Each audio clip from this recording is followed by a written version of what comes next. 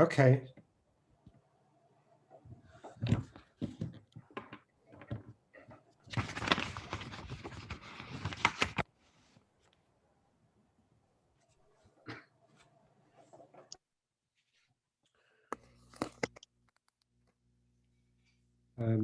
Welcome to the Tuesday, May 11th, 2021 virtual meeting of the Evanston Preservation Commission. We have a quorum of, I think nine, no, it's eight members, I'm sorry. As the first matter, we have to have pass a motion to suspend the rules to allow a virtual meeting. Would someone like to make a motion to approve? Sure, I will. This is Beth. A second? A second. If whoever isn't speaking could mute your, thank you. All right, roll call vote. Commissioner Idle? Aye. Commissioner Reinhold? Aye. Commissioner Dreller? Aye. Commissioner Cohen? Aye. Commissioner Baudin? Aye. Commissioner Morris?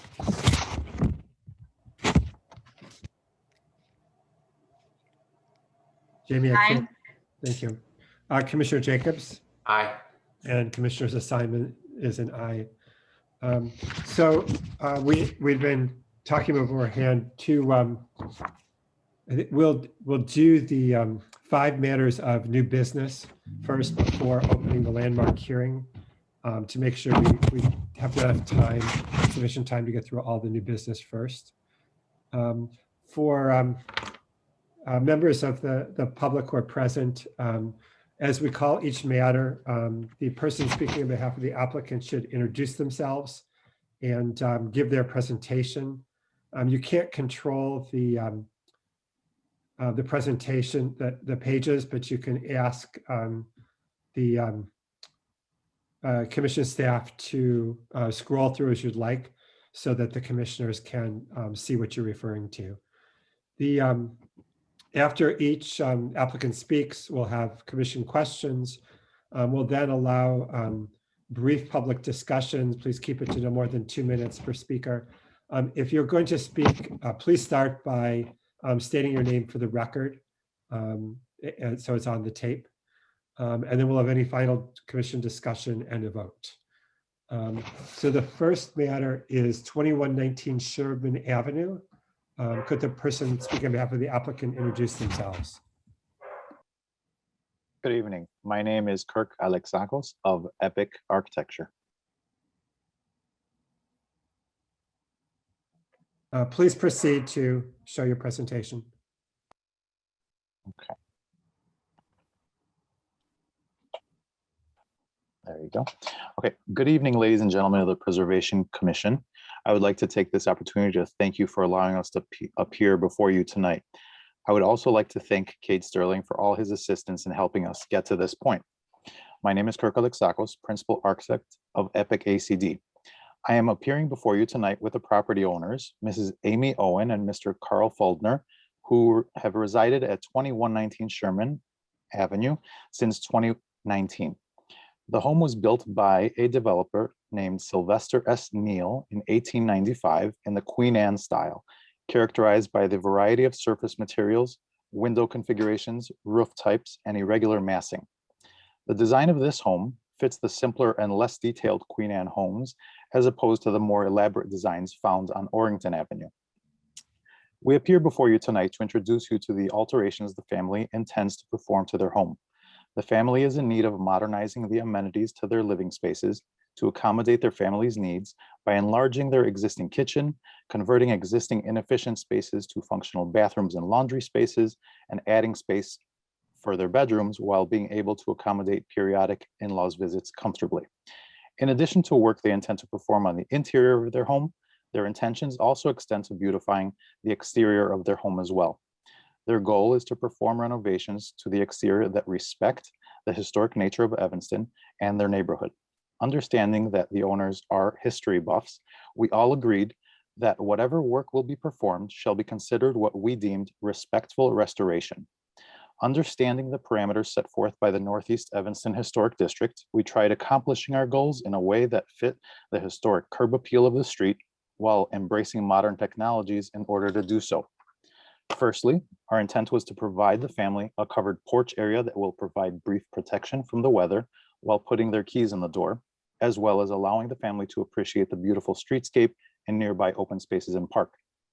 We feel that we accomplish this by providing them with a covered porch fitting to the Queen Anne style and very similar to the architectural front porches their immediate neighbors enjoy, all while maintaining current zoning requirements. Additionally, on the front facade, we intend to reestablish the original material of the facade by removing the existing vinyl siding and replacing the deteriorating wood siding beneath with new wood siding to match the original. On the rear of the home, the goal was to add a bedroom on the second floor where an unusable flat roof now exists, with a sizable balcony above access from the new third floor patio doors in order to utilize as much outdoor space as possible to enjoy their beautiful property. The work being performed to the front and rear would be tied together with the removal of existing vinyl and wood siding on the remaining sides, and fiber cement siding shall be provided for longevity and continuation of the historic aesthetic of the home. While prolonged maintenance every few years is a big concern for the family, we feel as if we've found a balance between providing a respectful restoration in the historic district while satisfying the modern touches the family needs as a member of the Evanston community. We appreciate your time and consideration of our submittal. Thank you all so much.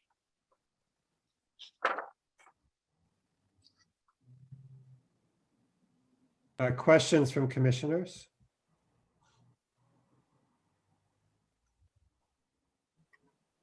No? Yes, I have a question. This is Commissioner Reinhold. If you could maybe talk about a little bit your thought process of the addition and how you selected the flat roof with the roof profiles on the sides. If we could go to that rear yard rendering, Cade, that would be helpful. That's page 9. Oh, you have them numbered differently, sorry.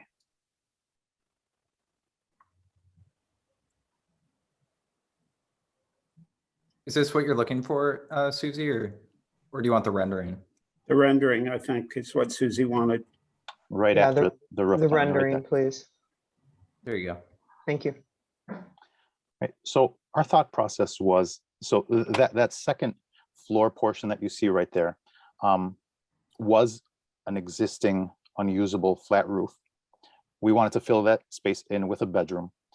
Up on the third floor, we wanted obviously a balcony, but we wanted the architectural elements from most angles, so from the two sides, to look like there is a roof there. So we took the natural gable roof and notched out space for a balcony, so there would be a railing on one side and flat walls while you're on the balcony on either side, for both privacy for that room up there, as well as views from the neighbors, so that they can You be realize that your drawings don't agree, that the size of the proposed balcony shown in this plan and the one shown in the third floor plan don't correspond? Yes, I am aware of that. The roof plan that you see here is the most current. Unfortunately, I had been passing on drawings to Cade, and we've been updating them. I have not updated the third floor as well to match the roof plan. What you're seeing right now is the current.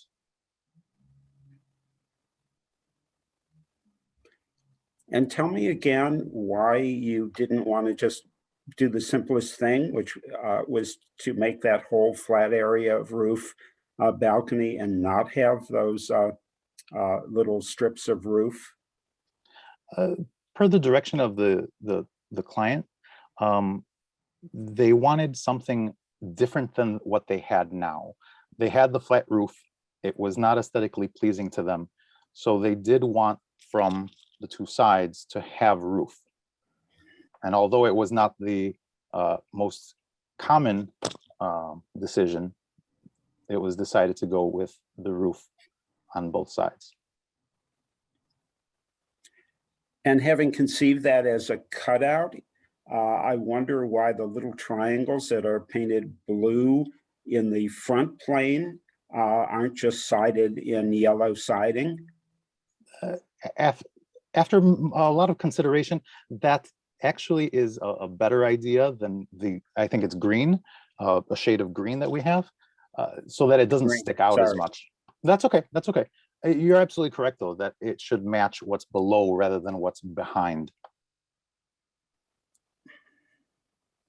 And how did you determine the design of that railing in relation to the design of the railing at the porch or the deck down below?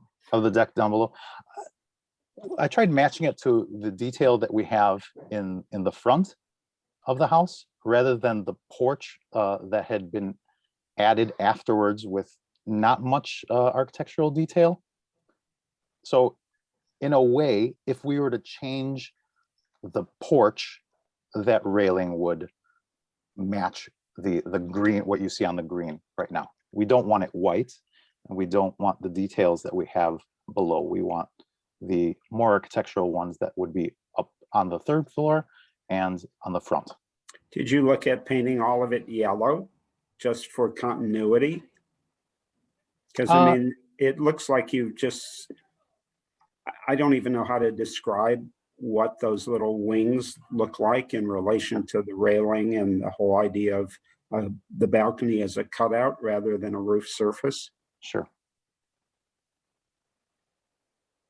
I'm sorry, I didn't understand the question. Did you think about or look at the result that you of painting that yellow, the railing? The railing. So it had a relationship to the surface below it. Sure. I have not studied that, but that's not something we are, we're definitely willing to try different color schemes. Question for you about the siding. Sure. I understand that on the front, you're going to be replacing the vinyl siding with wood. And I Correct. imagine your dimensions will match the existing wood that's there now. Is that 3 right? 1/4 inch, 3 1/4 inch, yes. And then what will be the dimension of, I think you're going to use a fiber cement on the secondary elevations. Yes. What's your dimension on the side? And then if they're different, then what do you do Right. at the corner? Our intention is to keep it consistent throughout all sides, and having mitered joints meet. Mitered, right. Correct.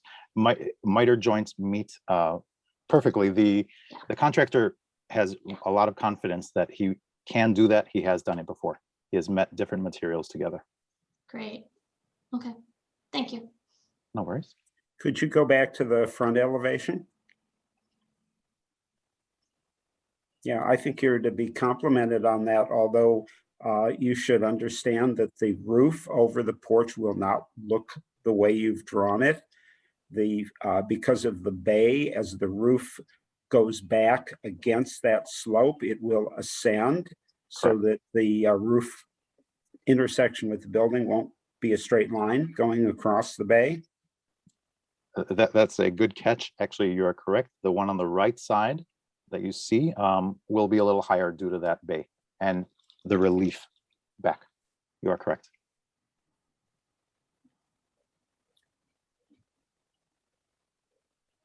All right.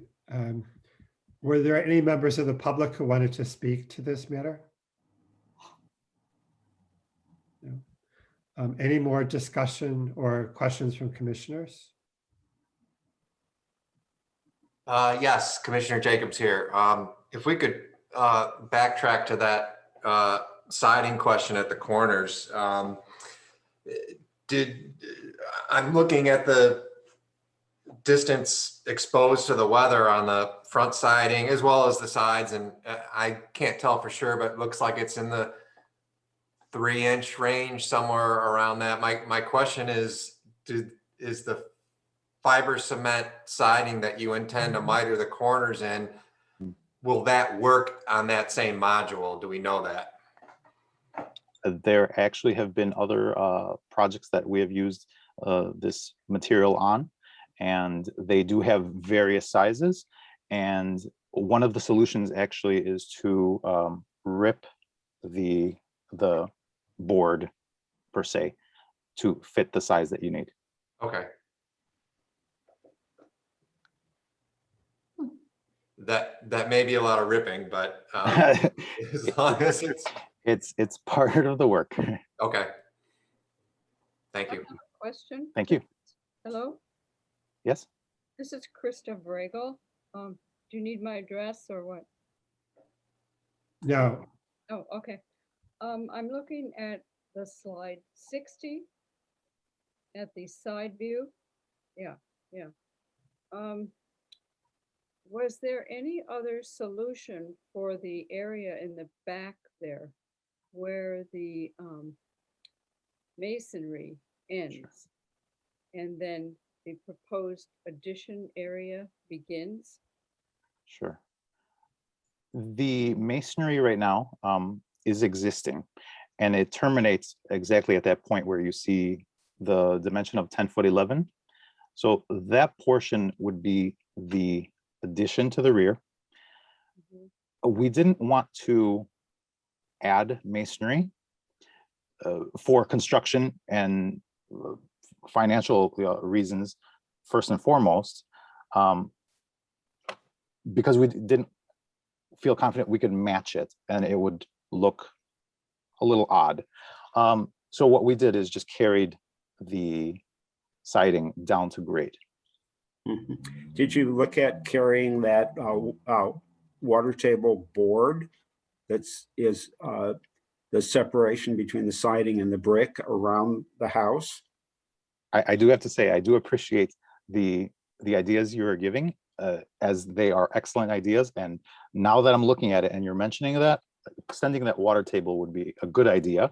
That is something that I just didn't execute on because I didn't know if it would be better to keep that same color and profile board below the water table, or do I change the color?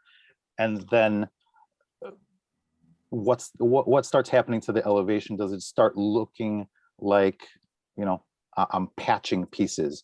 And that's the only reason why I didn't carry it over. You realize that once we approve this, that you basically can't make any changes in the working drawings that you submit. I do understand. I do want to ask one question though. If we encounter, specifically in that area, because there is discussion on how we are going to meet the foundation wall, because right now that area is narrower.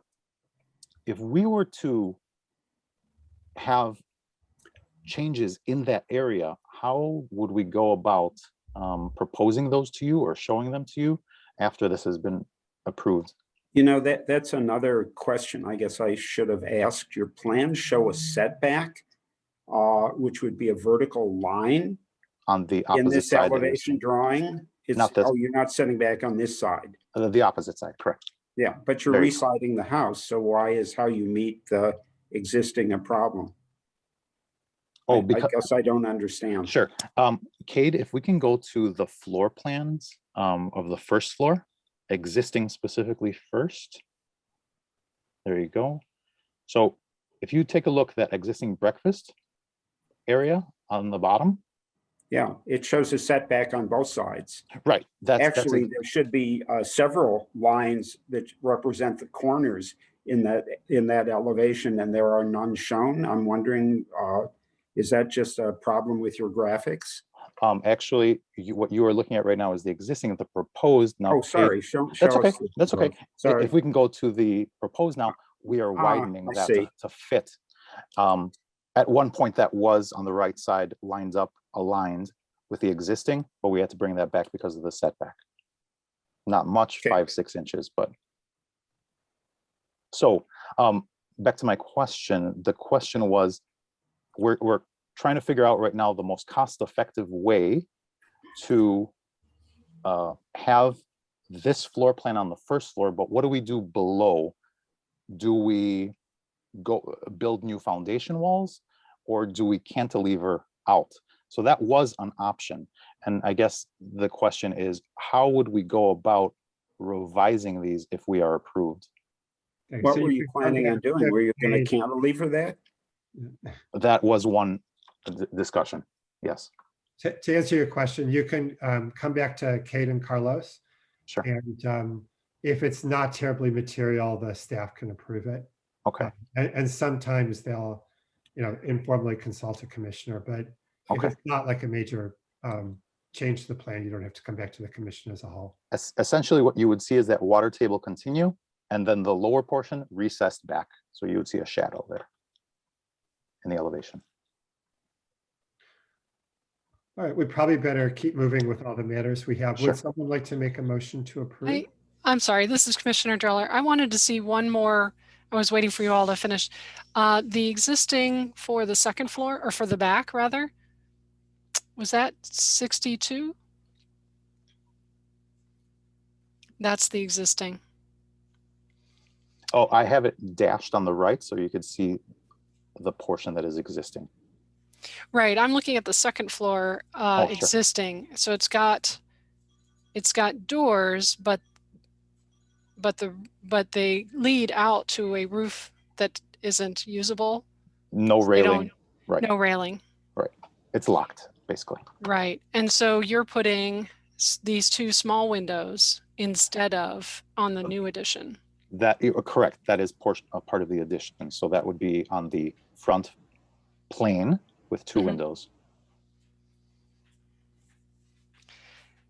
Was there any discussion of perhaps putting larger windows there, kind of filling it in a little bit more? It's a lot of Sure. wall. That is a lot of wall. I'm trying to be conscious of the floor plan and furniture layout on the interior as well. And if I show you some of the previous schemes, we had a lot of windows rather than a wall. And Should we I look at the realized, third floor plan that's included with your presentation? I'm sorry, The third floor plan? is the third floor plan the one you want to No, see, or the the second? The second. Oh, sorry, the one that corresponds to Right. the This one question here. that was just asked about furniture layout. Yeah. So obviously what I have is just generic, if they want to put a bed or a dresser, but if they want to put anything else, we're sort of running out of wall space without covering windows, which is a peeve of mine. Right. It might be that when you continue the water table, it'll break up the wall a little bit on all the sides. Because if you go back to the exterior view there, you would then continue the water table around, right, to the back. Are you referring to the water table on the first floor line or on the second floor line? So yes, Right. right here. So that So- would continue back, and then it would turn the corner, would it not? Absolutely, yeah. Yeah. And then maybe that would break up. The continuous siding. Yes, Sure. this is it just looks like a lot of wall and just these two little windows. But maybe if you were to bring that water table around, it would Break it help. up some. Yes, on the side and on the back. Agreed. Right. As it is there. There you go. Right. That's existing, right? So it Yeah. just has a different proportion. Absolutely. Yeah. I agree. Okay, thanks. Thank you. Would someone like to make a motion to approve? I can make a motion. Thank you. Just before I do, would the commissioners like me to make recommendations to extend the water table at the first floor and to closely match the existing siding and the corner detailing? Is that? Yes. I would like to see the third floor and the terrace and those projecting pieces of roof restudied as well. Wouldn't that require it to come back to us? Yep. I'm not sure how I make that motion. Yeah, I mean, Why don't I make the other two and then Stuart, we can see what happens with the vote. Sure. Okay. So I'd like to move to issue a certificate of appropriateness for case number 21 Pres 0053 2119 Sherman Avenue for the work that consists of construction of a covered front porch, 2-story rear addition, and an alteration of the existing cladding. with the recommendations to extend the water table at the first floor to closely match the existing siding exposure depth and the corner detailing. Applicable standards include alteration 1 through 10 and construction 1 through 15. Second, I second. okay. Okay, roll call vote. Commissioner Idle, Aye. Commissioner Reinhold, Aye. Commissioner Driller, Aye. Commissioner Cohen, Nay. Commissioner Bowden, Aye. Commissioner Morris, Aye. Commissioner Jacobs, Nay. and I'm an aye. So it does carry as is. May, Go ahead, sir. I apologize. In my speaking, I did not mention that the real rear railing area. I do have prepared some drawings that I would like to share. If it's possible that I could share my screen. There you go. So that was one study that we carried the railing to the extents, to the perimeter. I don't know if that changes anybody's minds or if you want to have a quick discussion on that. It's already been approved. I think this is sure. much better to not have those funny little sections of roof Sure. sticking out. And I think it really shows to the detriment in the perspective rendering that you have. But, you know, you've been approved and you are the designer of this project. So it's whatever you want to do. Sure, I appreciate that.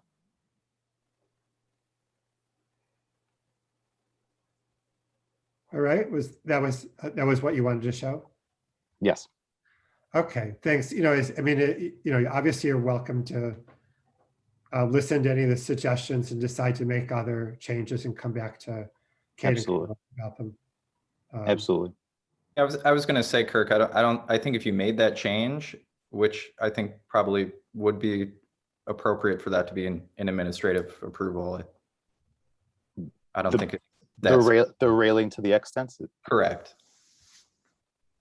As long as we're on that topic, then do you have a side view so we can see how that railing hits the existing roof?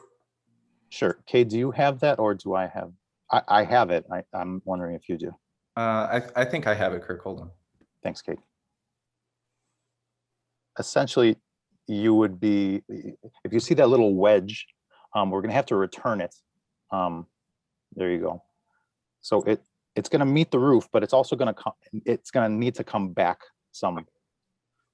Okay, thanks for showing us that. The only other comment I was going to have, if you wanted to revisit it, whether coming back to us or an administrative approval, would be if you, on this particular south elevation, can you move that addition in a foot or 6 inches? But are we building up from an existing one-story building there, or is that all where you say area of proposed addition 10 foot 11? That's all new? Right. What happens is on the inside of the kitchen, I'm losing space and aisleway space in the width, and that's why I need it as wide as possible. I've already taken 6 inches off from the north side, and I really would like to avoid doing the same on the south for the interior functionality. Again, just a suggestion, and I know you're cantilevering all of this, but to leave the corner unsupported, I think is going to be kind of awkward looking. Consider a masonry pier there. Sure. Just Absolutely. a square pier holding up the corner that would have the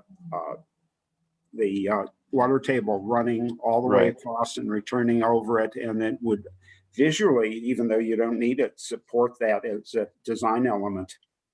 Right now, I'm in very. Excuse me, I thought you respectfully You've been approved, so I think Thank Mark you. wants us to move on. You're not going to be able to get through the meeting at this rate. I thank you all for your time.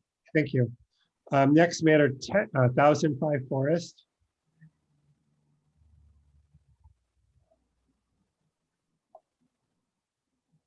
Hello, my name is Sam Kang from Air Room. I'm representing the owners Nikisha and Eugene Jodan. And to make this go quicker, I could just read my introduction letter. A short synopsis of our project related to the exterior of this vintage home located in the Lakeshore Historic District. This home has an interesting history in that around 1941, the original home was split in two and two separate homes were created. The new entry for this home at 1005 was located on the side, most likely out of convenience. While it is lovely entry, it is somewhat hidden from the street. The owner wants to bring a new entry to the street that is more visible and welcoming. To do this, we propose a new portico and entry door at the northwest corner of the front facade with a new sidewalk leading to it. While most porches in the area are much larger and encompasses the entire fronts, we wanted to reflect the original other half with a porch similar in size, but differentiated in the built moldings and columns. Unfortunately, we find serious neglect with regards to the exterior elements. Original moldings have been capped with aluminum throughout, eaves, soffits, window, and door surrounds.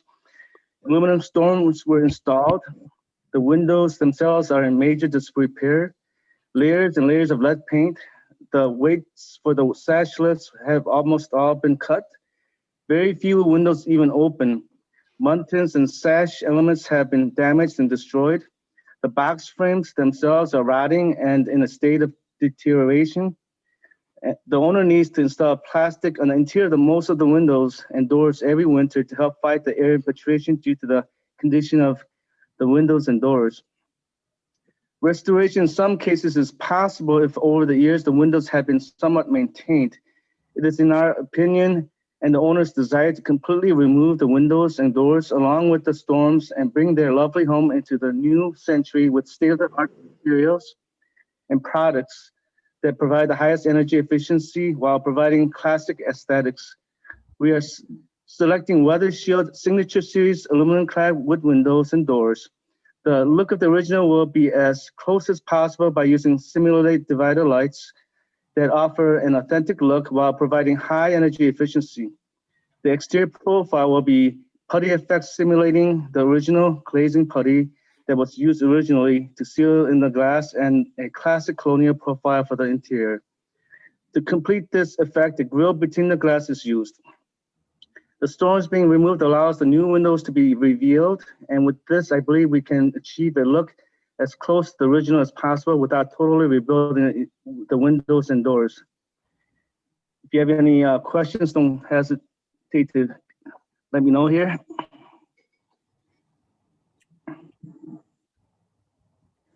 I have a question, Mark, if that's okay. I'm sorry, go ahead. On page 113 of your submission, you have a comparison between the original other half and then the proposed front porch. Can you talk a little bit about why you selected to do that type of column spacing on your proposed porch and not match what was on the original other half, if that is in fact original? And can you talk a little bit about the column profile and the materials of the columns that you're proposing? The columns, we're proposing a composite columns for maintenance-free use. And we thought we wanted to differentiate our porch from the neighbors. We didn't want to make it identical. So we want to make it a little different and added double columns at the corners and two interior columns. Now there is a requirement, because this obviously first floor is elevated, so we're going to have railings. And it made more sense to put two middle columns to make it more symmetrical instead of one column on the left side of the door and then having a wider span.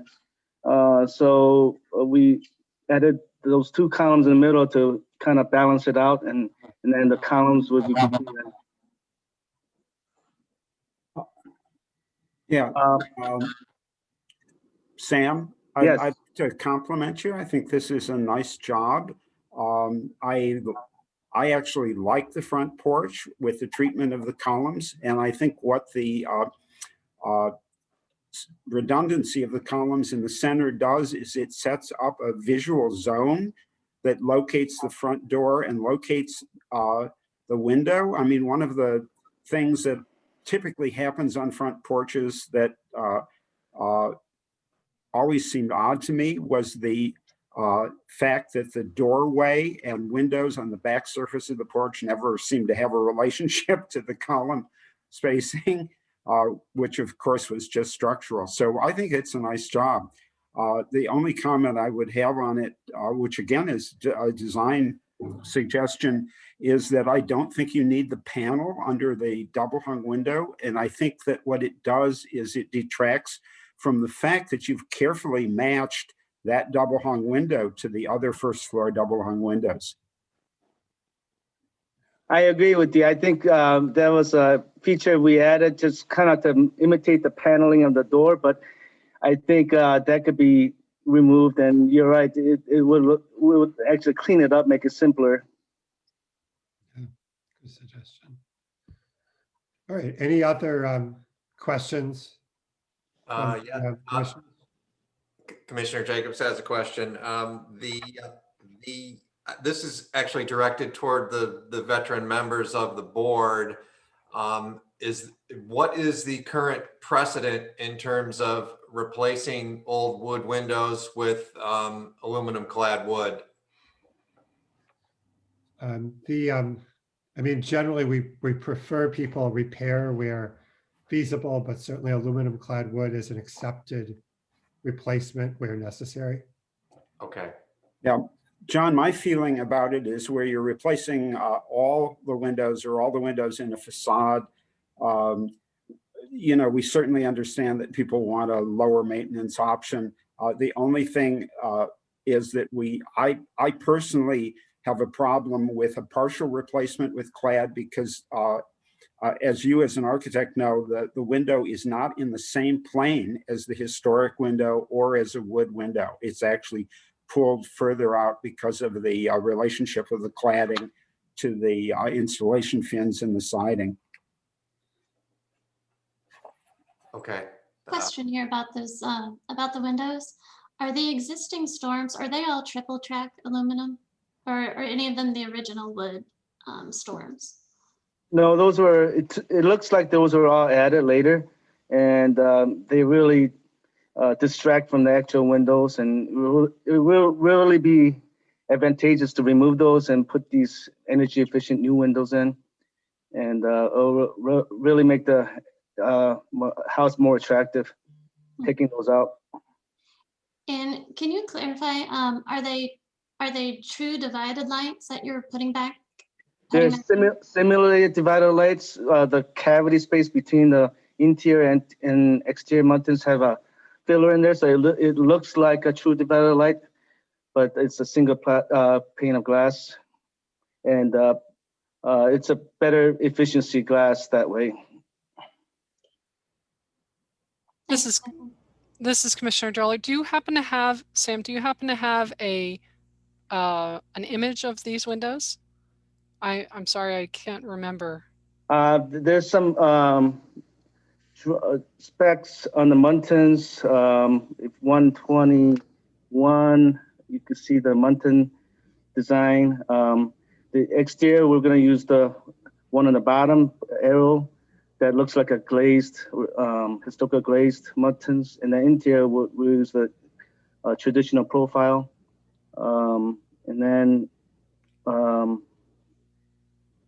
there's a picture of on 120 profile of the windows, section profile. And I don't have an actual photo of those windows.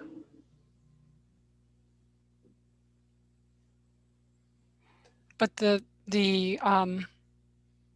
what was it, 123 that you went to, Kate? Yeah, 121. Okay. Yeah, I just wanted to see what the profile was. That's fine. Thank you. Are the existing muntins 7/8 wide?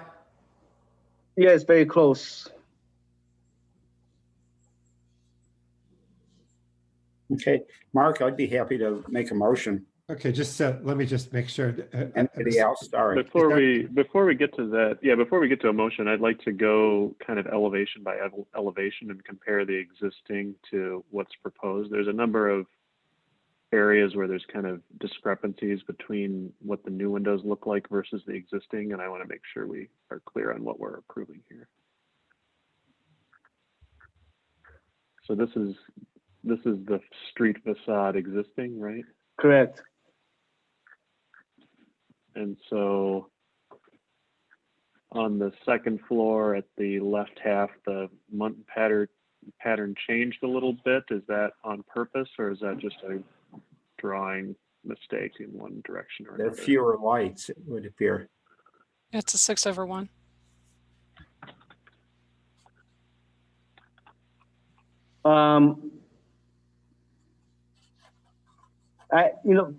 We changed those two over the entrance only because the Muntins were those are narrower windows, and it looked kind of busy with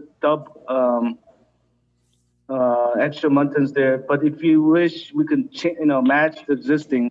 If you want all the Muntins to match original. It's a narrower window. Okay, that's the first thing I noticed. Let's go to the next. Before we resolve it, let's go to the east and look at the east. So here we've got the demo, and then the new. So here the first floor changes quite a bit. We still have all 6/1. Even the small narrow window is 6/1 on the east. Mm. And the sliding glass door changes from one that has Muntins to a much larger non-divided light appearance. Okay. And if you can go to the north.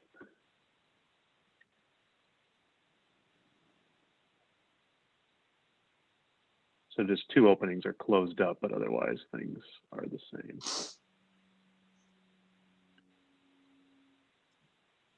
And then on the south, one window has turned into a 1/1 with no dividing. Is that intentional, or is that No, just that's a mistake. That window above the door should have Muntins, and that'll be corrected. And what is would that be a 6/1 also, like the existing? Correct. We'll match the existing. Could you go back for a moment to the elevation of the French doors? Oh, no, that's it, not sheet 9. I totally understand people not wanting to divide French doors because of a view out to a deck. I'm wondering if instead of the standard transoms that are marketed with the door, if you went to a casement for the two casements for the transoms, if you have the height available, that you could actually do those as divided light. I think that's doable. We could provide some vertical Muntins. I don't know about the horizontal because it's kind of narrow height-wise, but that might look actually nice having Muntins in those transoms.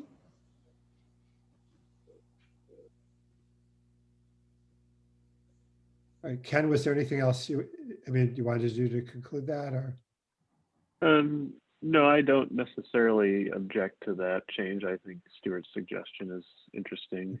I'm glad the one on the one side is just a drafting error, and I think given all the rest of the house, I think the two on the front, it makes more sense to just match the 6/1 that exists and not fuss with the notion that the narrower windows will be suddenly something a little different.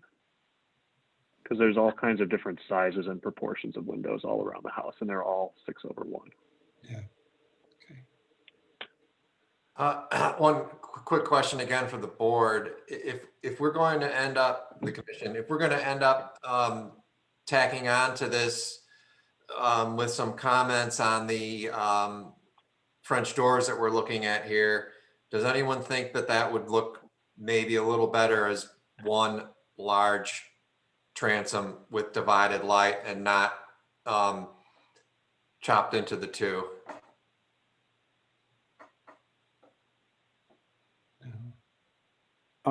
I'm okay with it chopped into two because the sliding glass door pairs where they're mulled together will be wider than the other styles.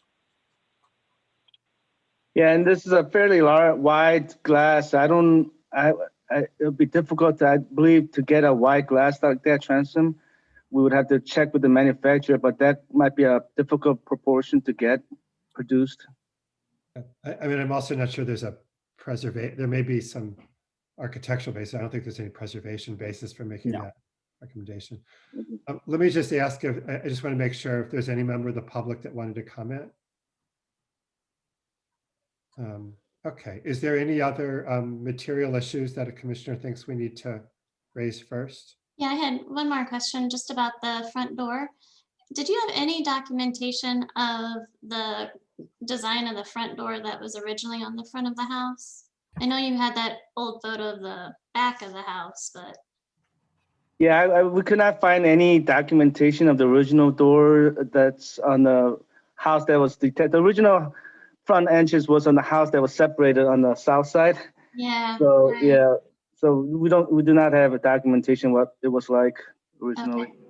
And so the new door with the stained glass there, then that's going to be a whole new design element that you're introducing. Correct. Okay. Okay. Right. Stuart, you had a couple, I think, tweaks. Do you want to try to make the motion and include those? I was going to just make the motion incorporating the suggestions that Ken Aldo made about the 6 over that all the windows be 6/1 windows and independent of their width. All right, great. Do you have the agenda or do you want the? I think I can do this. Okay. John, this is the hardest part, but what you figure out is that you just read from the agenda.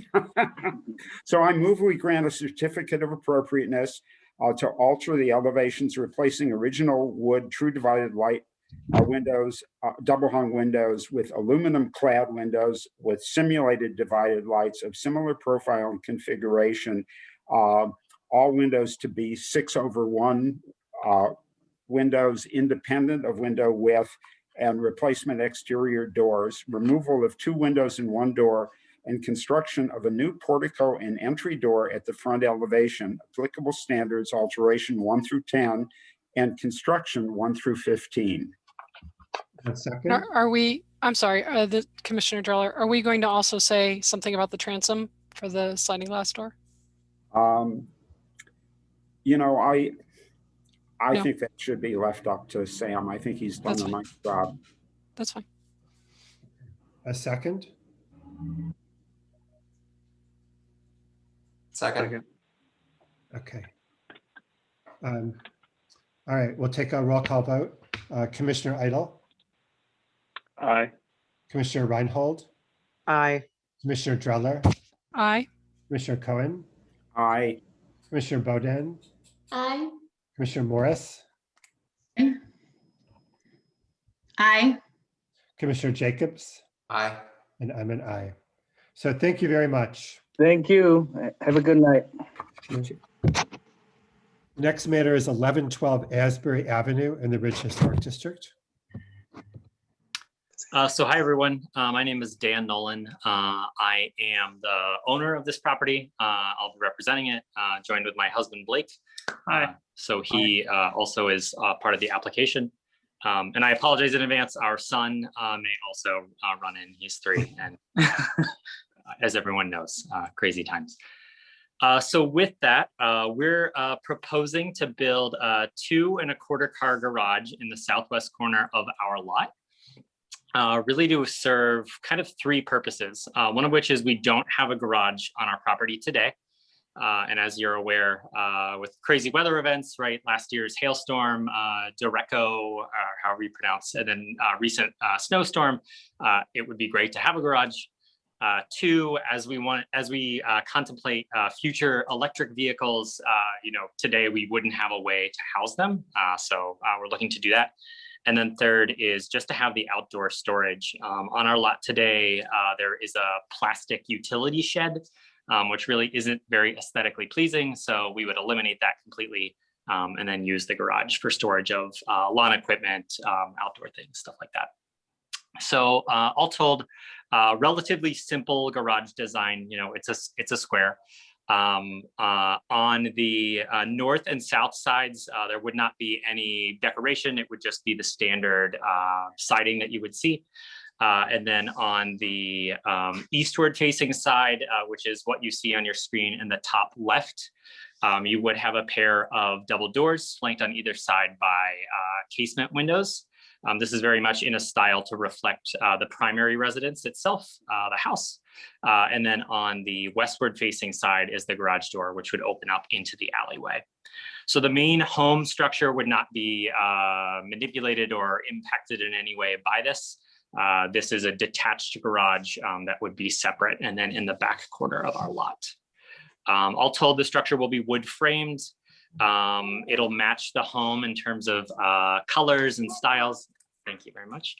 You know, would have larger eaves kind of to reflect the home itself, kind of the same shingles, 4-inch exposure of the siding, which will be like a hardy board, a composite material. And I think that's it. One thing to note, the garage door itself will not be in that style. It will actually be stamped shakers, so it'll have more vertical, you know, more of a vertical aesthetic to it versus the horizontal, which is more in line with the vertical lines of the windows and the doors in the property. I'm sorry, Kate. You see the picture of the front of your house? The house, just to, I'm sorry, the pictures of the house, just to refresh the relationship. Okay. Can you also talk about the trees? I know that you guys had mentioned that you were trying to minimize impact to the trees. Sure. So those two trees there, we have a cottonwood, which is relatively old. And then when we had an arborist come out, he told us that this tree to the left is a golden rain, which isn't really a traditional tree that we see much in Evanston.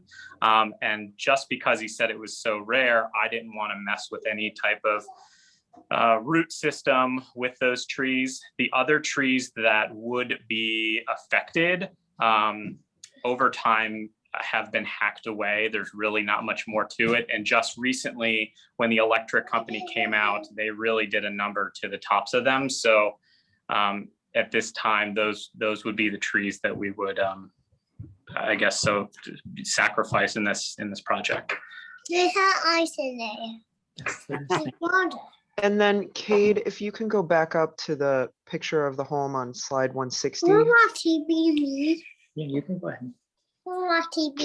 You had mentioned that you were going to try to match the exposure of the home siding. Are you? Oh yeah. I know it's difficult to match a mitered corner with hardy siding. How do you plan to? Do you plan to try to match that corner, or are you going to try to use trim boards at the corners of the garage? I am uncertain how hardy board works in that sense. I do not have an answer to that. I might be able to reach out to the builder to determine how they would handle those corners, but they did not bring that up as any type of any issue. So if you did decide to do a trim board, which I think is usually the more common treatment of hardy board siding, I assume you would just do a white trim board at the corners. Is that what or you could do it in the same color as the so that it hides. so it wouldn't pop out. If we do a trim board, I guess my preference, although your guidance is appreciated, would be that we would do it in the same color so it doesn't have that, so that it's not overly accentuated, because the main home itself doesn't have those vertical lines. Right. It's very simple at the corners. So I think the more, okay, thank you. One comment about your east elevation, the the windows look very much like the ones that we were looking at on the back of your house, which I appreciate, but the trim boards are much larger, and the sill, which is part of the wider lower trim board below, I think it would be helpful just to the relationship between the two if you were to match the width of the trim boards around the windows. Yeah. Anybody else have any feelings about that? No. Can you go back to the elevations of the proposed garage?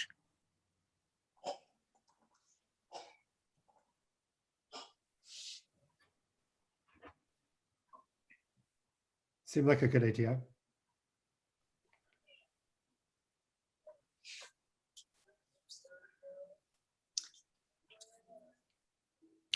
This is Commissioner Dreller. Did you consider some kind of trim that would bring the windows and door together as a system, the way that you have it on the front of your house? We contemplated it, but I think more so just to one, not have expansive wall areas, and then two, just allow for better distribution of light within the structure itself. We figured the separation from the doors was a better aesthetic. That's kind of what our motivator was, to not have them attached in the same way that you see on the sunroom of the house.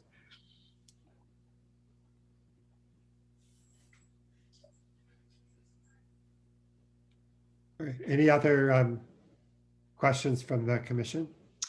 Yeah, I would like to just go on the record that I think that the treehouse or playground area should be carefully salvaged, preserved, and relocated for Yes, continued use. it will be, or we'll have a very upset toddler. Exactly. Cheers.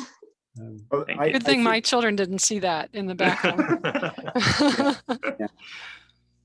I think the fact that your architect has done this as slab on grade with just a thickened perimeter slab rather than a foundation with a footing is going to help your trees out a lot. Is there any public comment on this one? No. Okay. Krista, is there anything in the drawing that you're showing here that somehow refers to the original structure? This would be a new build. There's no existing structure at present. Well, I mean to your house, because it's going to be right next to the house, correct? No, this will be built off the alley in the rear of the property. Oh, I see. Okay. I'm sorry, I misunderstood that. No worries. I'm sorry, who spoke at the moment asking the question? Krista Bregel. And your address, please? 1727 Oak Avenue. Thank you. Any final comment from commissioners? Would someone who hasn't made a motion yet like to make a motion to approve? Sure, I'll do it. Please. Commissioner Bodine. I move to issue a certificate of appropriateness to construct a detached 2-car garage accessible from the alley. Oh, and I'm sorry, this is for the property located at 1112 Asbury Avenue in the Ridge Historic District, and it's landmark case number 21 Pres 0057. And the applicable standards are construction numbers 1 through 5, 7, 8, 10 through 13. A second? I'll second it. Okay, Stuart second. Okay, roll call vote. Commissioner Idle. Aye. Commissioner Reinhold. Aye. Commissioner Dreller. Aye. Commissioner Cohen. Aye. Commissioner Bodin. Aye. Commissioner Morris. Aye. Commissioner Jacobs. Aye. Okay, and I'm an aye. So thank you very much. Thank you, everybody. Yeah, thank you for your Appreciate time this evening. Next matter is 1206 Hinman Avenue. Hi, it's Paul Lang. I'll be speaking on 1206 Hinman. I'm the owner. Nate Kipnis is the architect. He was unable to make it, so you're stuck with me. So this is a proposal to remove the two existing garages in the rear of the property and basically construct a new 3-car garage with an accessory dwelling unit above that. There'll be a front stair entrance, basically an interior stair entrance to get to the second story, and the exterior materials will match the proposed changes to the main house. So in that case, hardy siding, and then a trim, some trim boards, if you will. The design of the accessory dwelling unit is intended to match the style as well of the main house, but at the same time, be simple, if you will, which I think was feedback that I received when we were going through the design of the main house. So I can stop there and just kind of take questions on the proposal. Could we see the main house for a moment?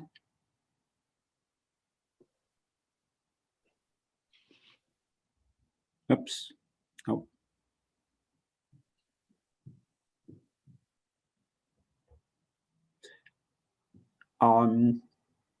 The only comment I have is about the two dormers that have gable ends above them. There's no feature like that on the main house and on other parts of the, well, the main house and on other parts of the garage, which is the west side. You've got a simple shed over the dormers. And I think that that the east facade is trying a little bit too hard by popping those dormers out from the main surface of the building, which is again a feature that has nothing to do with the main house. And I think that they would be more in keeping with other parts of the garage and the main house if rather than gables, they had sheds on them. By shed, I mean a simple flat roof like the ones that appear in other drawings on this page. Yep, understood. Thank you. I think the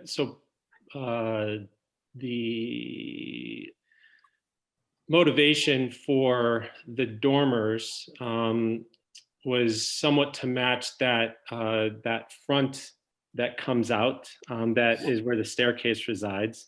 And another aspect of it was simply for an interior space. If you look at the drawings, you'll see that there's basically bench seats within each bedroom. So this is a 2-bed, 1-bath ADU, and there's bench seats that sit within that. And that was an interior design element that I liked. Well, the bench seats seem to project into the room a bit as well. A bit, yeah. Yeah, yeah. But Stuart, this is Commissioner Dreller. Stuart, you were not objecting to the dormer so much as the dormer No, roof not at form. all. Just Not at it's all. the roof form that you were. Yeah, yes. I think the dormers breaking up through the roof are a nice feature, a nice design feature, and they give relief to the facade compositionally. Did you and so making those sheds would be preferred instead of matching, if you will, that front. Okay. Well, you don't have a feature like that on the house. The gables on the main house and the gables on the big gables on the garage are similar to the house, whereas there are no dormers that have gabled roofs over them. I mean, that I just think that from a design point of view, I'm not sure that it adds anything. And from a relationship point of view, if you're looking to have some relationship to the main house, I think it would be better, simpler, frankly. But again, you know, I'm just making a suggestion. I'm not the designer. No, I get it. You're right that there is no relationship from that perspective to the main house. It was really meant to accent that front gable. I mean, it's sort of inappropriate for me to say something like this, but I think I think popping them out and doing that actually detracts from the design. It would be better if they were simpler. Okay. But you can ignore that because it is not an appropriate comment. Well, I noticed the dormers right away, and I saw that there was, or it didn't seem to me that there was anything on the main house that justified that particular roof form. So if you were to put the shed roof on those dormers, it would more continue what you have on the main house, the sort of continuous eave there, and give it a little bit more of a feeling of that. So I think that's from my perspective, that's what was bothering is too strong a word, but what kind of came to me. If we're done with the dormer conversation, I actually wanted to ask one other thing. Is that okay, Mark? Yeah, go ahead. Yeah. So for Paul, these balconies. Yes. So that struck me as something similar to the dormers. In other words, I understand the design, the reason why they exist, but there does not, to me, seem any justification on the main house that would lead us to expect those to be on an ancillary structure. Could you talk about that a little bit? So so there's two of them. Right. The one to the south is for the main bedroom. Right. And that was actually initially what we had come up with. And the idea there was just to have basically a nice balcony for the master bedroom. When we then started to look at the design, and specifically there was a utility pole that was frankly in the way, we needed to pull the house further south, the ADU further south. And so with that, give the opportunity to move the entrance over to that side, to the north side. And then there's living space over there. There's a dining room. And so having having that second balcony provides a lot of light into that main living space. And so I found that to be very attractive. So those were the kind of two main, I guess, motivations for it. You're right that there are no balconies, that there's only decks on the main house. There's no balconies on the main house. Right. That's what I was getting towards, is if we're going to try to kind of be as close as possible to the main house, there was no sort of analog or relationship between those balconies and the main house. Yeah, there is. I mean, there's no second. This is a second floor accessory dwelling unit, and with that, in order to provide some type of exterior living, attached to the house, that this seemed like an appropriate way to do that. I don't. In terms of relating it back to the main house, I don't have really anything else to say. No. Strangely enough, I'm not bothered by them, but I suspect you could do something costly and silly, like put columns under the corners so that they would be part of the vocabulary of the main house by looking like the flat roof porches. But I guess I'm okay with them the way they are. Okay. Yeah, it's. Oh, sorry. Go ahead. I'm sorry, Ken.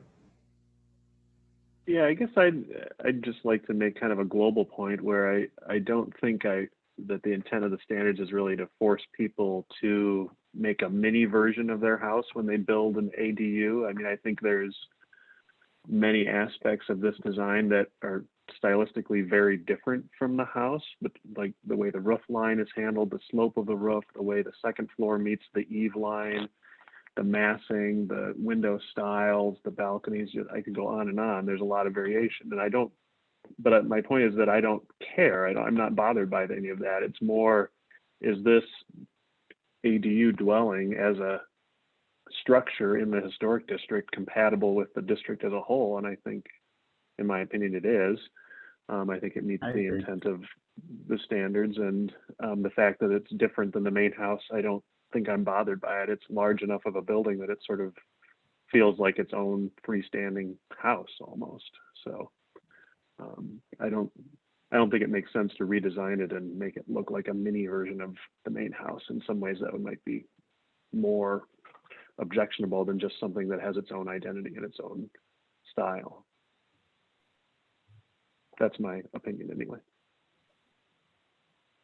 Are there other commissioners who wish to speak? I have a question. Can you remind me the plans for the main house? Are you going back to siding on the main house from the stucco? That's right. Yep. Okay. Hardy. Thank you. I just couldn't remember. Thanks. Yeah, no problem. Just to be sure, is there any public comment on this matter? No. I just wanted to actually mention it, and it's in the packet. The second garage especially is pretty much right on the property line with our neighbors to the north. Yeah, thank you. So Doug and Susan, we know well, and we've spoken to them about this project, and as you can see, they're very much in favor of it. So just wanted to highlight that in terms of public comment. Thank you. Okay, any other commission discussion? No, would someone like to make a motion to approve?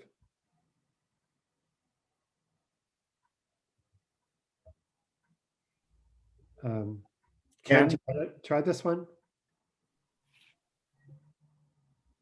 Okay. I move we issue a certificate of appropriateness for the project at 1206 Hinman Avenue, demolition of 2 existing detached garages and construction of a 2-story accessory dwelling unit with 1st floor parking and 2nd floor living space.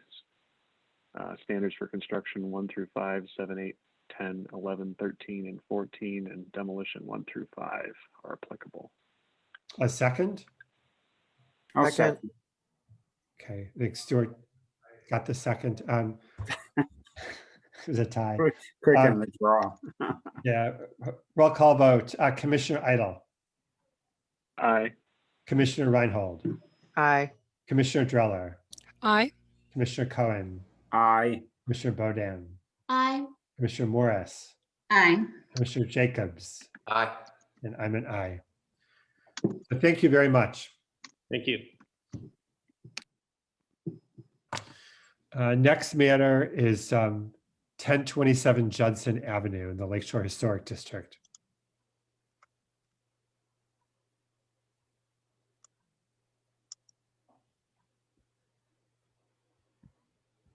Is there a representative of the applicant here?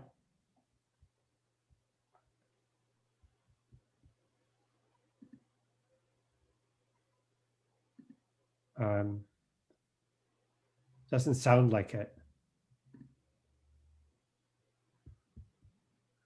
Cade, there was nothing about no notice the applicant wasn't showing up. No, they both confirmed that the architect and the contractor would present. So I'm not certain.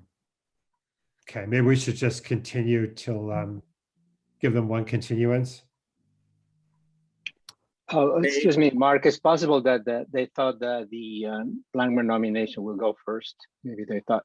And there's They someone come that's later. there's someone There who's we go. waiting but just can't speak. Oh. Interesting. Well, do we want to do the landmark nomination and see if they show up? Hi, we're the homeowners of 1027 Judson. It appears that our contractor, Paul Armstrong, I see the video on, but looks like he's having some difficulty with getting unmuted. And call in also. He can have his video on, but then he can call in also if you want to try that. Okay, I'll send him the number.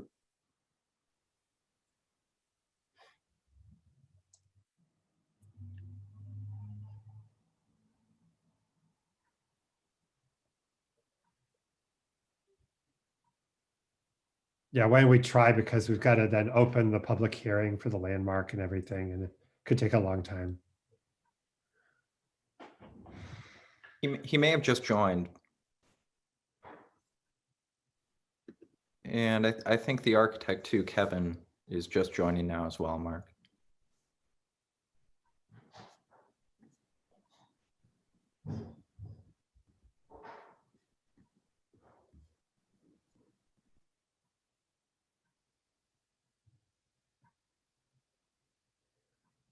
Great. For 1027 Judson, has Kevin Panic or the contractor joined? They're both in the meeting now, but I don't know if their audio is working. This is Kevin Panic. I'm here. Can you hear me? We can Yes. hear you, Kevin. Yes. I was not going to be making the presentation. That was going to be made by Paul Armstrong, the contractor. Paul, we can see you twice. You can't speak?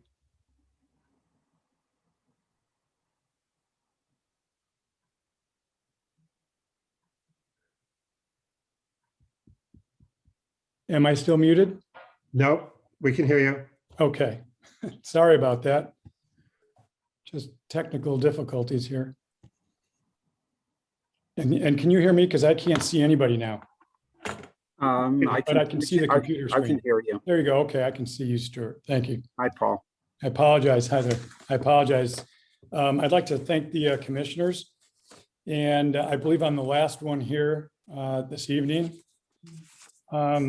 The address 1027 Judson is, I should state my name, Paul Armstrong, sorry. I'm the owner of Edward A. Anderson Company and the builder representing the clients. We're working with Kevin Panic, who you heard from, who was just mentioned that, and the homeowners are with us. Meg and Derek, Christopher. They're moving in. They've lived in Chicago for quite a while. They're moving in and looking forward to construction on Judson. And they have a small child, about a 1-year-old, and they're expecting in August. So we're looking forward to starting construction soon, hopefully. You can see on the, we can sort of move through this. We had some comments that came back early, so we spent some time addressing those. The original house didn't have the front porch when it was built in circa late 1800s. There's no information on the original architect. Early in the 1900s, between 1900 and 1920, there was an addition, one-story addition put on the south side. Then later, around the 1950s, there was a second story where you see the windows with the archtop dormers, or the archtop window in the dormer. That was added on top of the one-story addition in the 50s. We believe they also added on to the rest of the house somewhere around that time. We couldn't find any other records on that.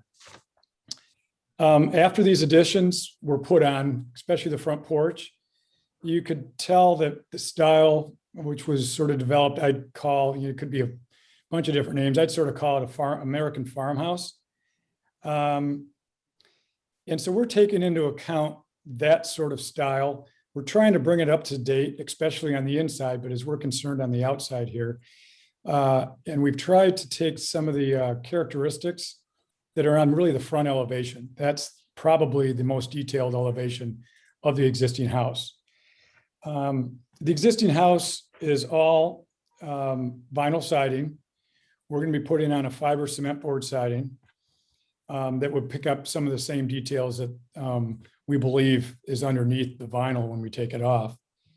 The asphalt shingles are red that are on the house. We're going to upgrade to, as you can see, the front elevation continues the front pitch just slightly to give it a little bit of interest. And we're going to go with a architectural grade asphalt shingle that is not colored, just a darker color, charcoal color. you can see the columns at the front of the house, and in the perspectives that you saw, there was one perspective that was done incorrectly, which was the first one, but we put it in there anyway so you could get a flavor on the perspective of the existing columns and how they relate to the proposed new columns. Again, part of what we're trying to accomplish is to sort of update a farm style house and try to go with simpler architectural details, especially as it relates to the front screen porch. I'll try to keep this short. I think that's pretty much it. I can go through some of the changes that we made after the initial suggestions. If that would be helpful to the commissioners to have me walk through, just let me know. I think you need to walk through each facade and then okay, why don't I do that? Modifying and show us what you're modifying. Okay, why don't I do that? The front facade pretty much stays the same with the exception of the columns at the screen porch. The south facade, you can see on the bottom side, that is the existing. And the top is the facade that we're proposing. And you can see that we've reduced some of the windows on that one-story addition that was done in the early 1900s. And we've tried to bring the character of the front elevation to the south elevation, which is opened up to a south sort of extra wide lot and lawn. So there's quite a bit of room between this house and the house to the south. Paul, can you tell me about the area of the addition that looks like it has a flat roof on it, but doesn't show as a flat roof in the roof plans? This is the new addition? Yes. So you can see essentially on the lower one, the right side of that gable where we're removing the old addition. And then on the addition that we're putting on, we've designed it to look as a clip gable. So it is a slightly flat roof up at the top at the 35-foot mark. Did I understand the question? Yeah, I guess I just didn't understand the roof plans in relation to the elevations, and the renderings don't seem to show the roof in the same relationship. If we where is that almost flat section in this plan? So the almost flat section in the plan is if you look, Stuart, to the, let's call it almost the center of the roof, where it comes together right there. It's an angled, it's drawn as a very slow slope, but it's basically flat. So if we take that angle off of, or that angle that's drawn in there, the portion that's flat would run from essentially the center of the entire mass on the south or on the lower part of the screen. So that area is flat, even That's though there's an arrow showing a slope. And then immediately to the left of that ridge line, that's a single slope that's going, the elevation shows a flat and then a slope going down that I can't find on this floor, on this plan. And I'm not sure then what's happening in terms of the way the ridge over the main gable at the front of the house comes back and then angles back as if the edge of the roof was in fact a horizontal surface. I mean, I've spent a lot of time trying to understand what's happening with this house and those new roofs in 3 dimensions, and it's beyond me. I cannot understand this. If you can back up to the south elevation. And then now go back to the, okay, so do you see the flat portion of the roof there? Now flip back to the. What's that little, that's nearly flat, what? There's a main gable in the center, and then there's something that goes up a little bit beyond that, and then there's a horizontal line that comes across, and then a little section of roof that looks like it's sloping towards us. can you show me that in the plan, in the roof plan? When you say the little portion that's sloping towards you, are you talking about the main, the 35-foot high mark? Let me see if I can. Well, I'm assuming that it all cuts off at the third. There's some steps going up to an area that has lots of little columns holding up something, I'm not sure what. And then above it, as you go all the way up to the eave line, there are 2 double hung windows. That's the part I'm talking about. And above that gutter, I mean, this is too small on my screen to read, but above that gutter, there's an area, and I can't read the note, but I think it says asphalt shingles. Yeah. Nope, the one below. Kate, if you can go down. The one below is existing. That's the existing. That's the condition. existing. Oh, okay. That's the existing. I'm sorry, Stuart. Yeah. I can't read the, all right. So, and then, well, then go up to the proposed. So, yeah, so the proposed, we reduced the amount of flat roof because taking off the structure, you can see the up at the gable of that, let's say existing gable, it says new construction to the right, existing construction to the left. And is that all sloping towards the thing that says existing remodeled? So when you, yes, well, when you take the point that says new construction to the right, that is sloping up to what we would call a peak that begins the flat roof, that then travels, as you can see, to the right, and then becomes the gable. It slopes back down as a gable for the rear elevation. It might make, do you want to switch to the rear elevation? It might help explain the side elevation a little bit better. So if we look at this rear elevation, you can see that the third floor has a shed dormer that comes out, and it's sloping almost from the peak, which would be the flat roof portion.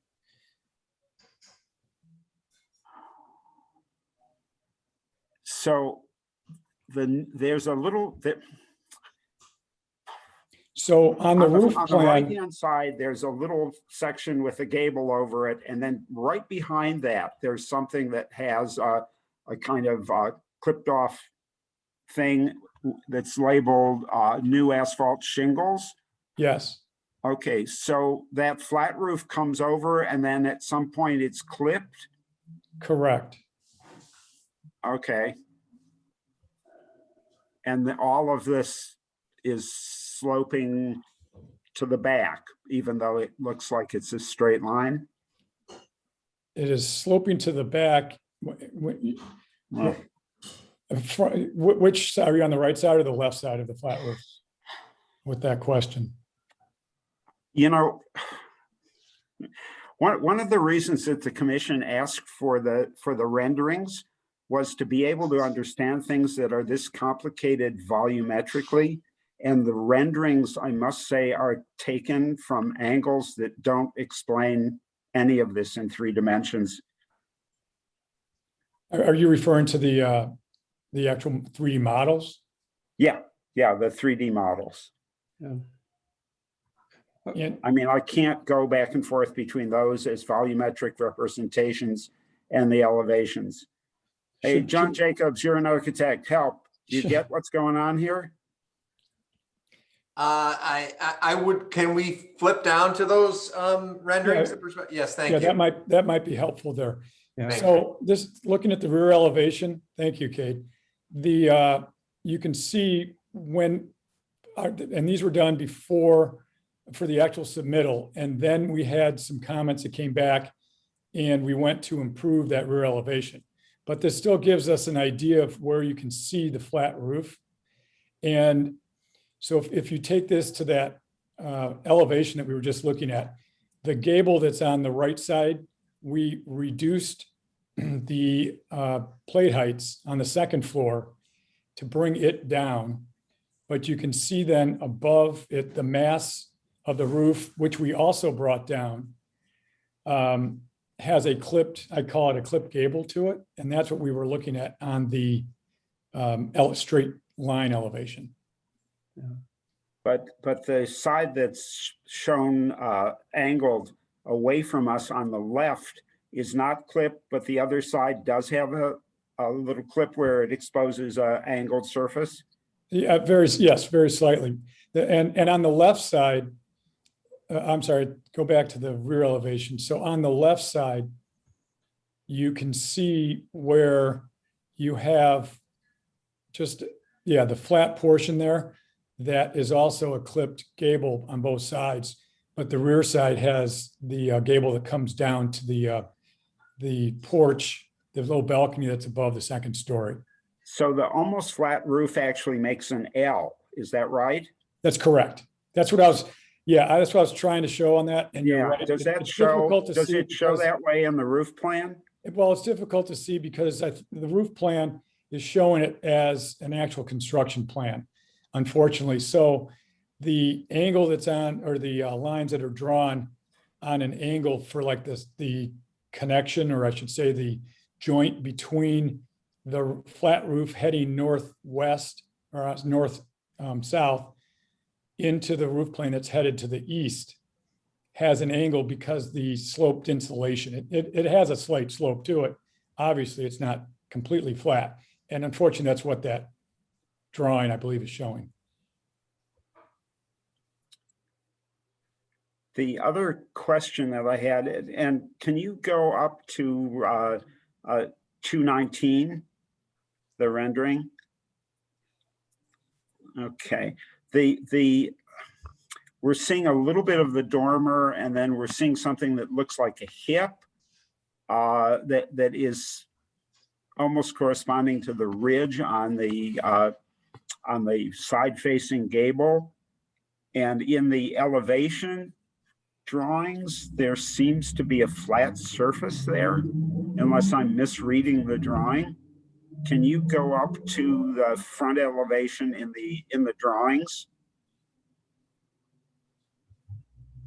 If you look at the very top, it says that's proposed. So I am on the right drawing. It says vinyl siding 4-inch typical. Where is that vertical surface? The vertical surface that's up above, almost above the front small window in the gable? Yeah, that's got siding on it. Where was that in the roof plan and in the other renderings? Well, it's not there in that one. I think what we're seeing there, if you go back, there is a side of the. It's not the side of the hip of the shed dormer that shows up in the rendering. Now, and again, Stuart, the rendering was done before the modification to bring the massing down, but maybe I can ask Kevin, are you following this? Can you hear me? Kevin? Yeah, we can hear you.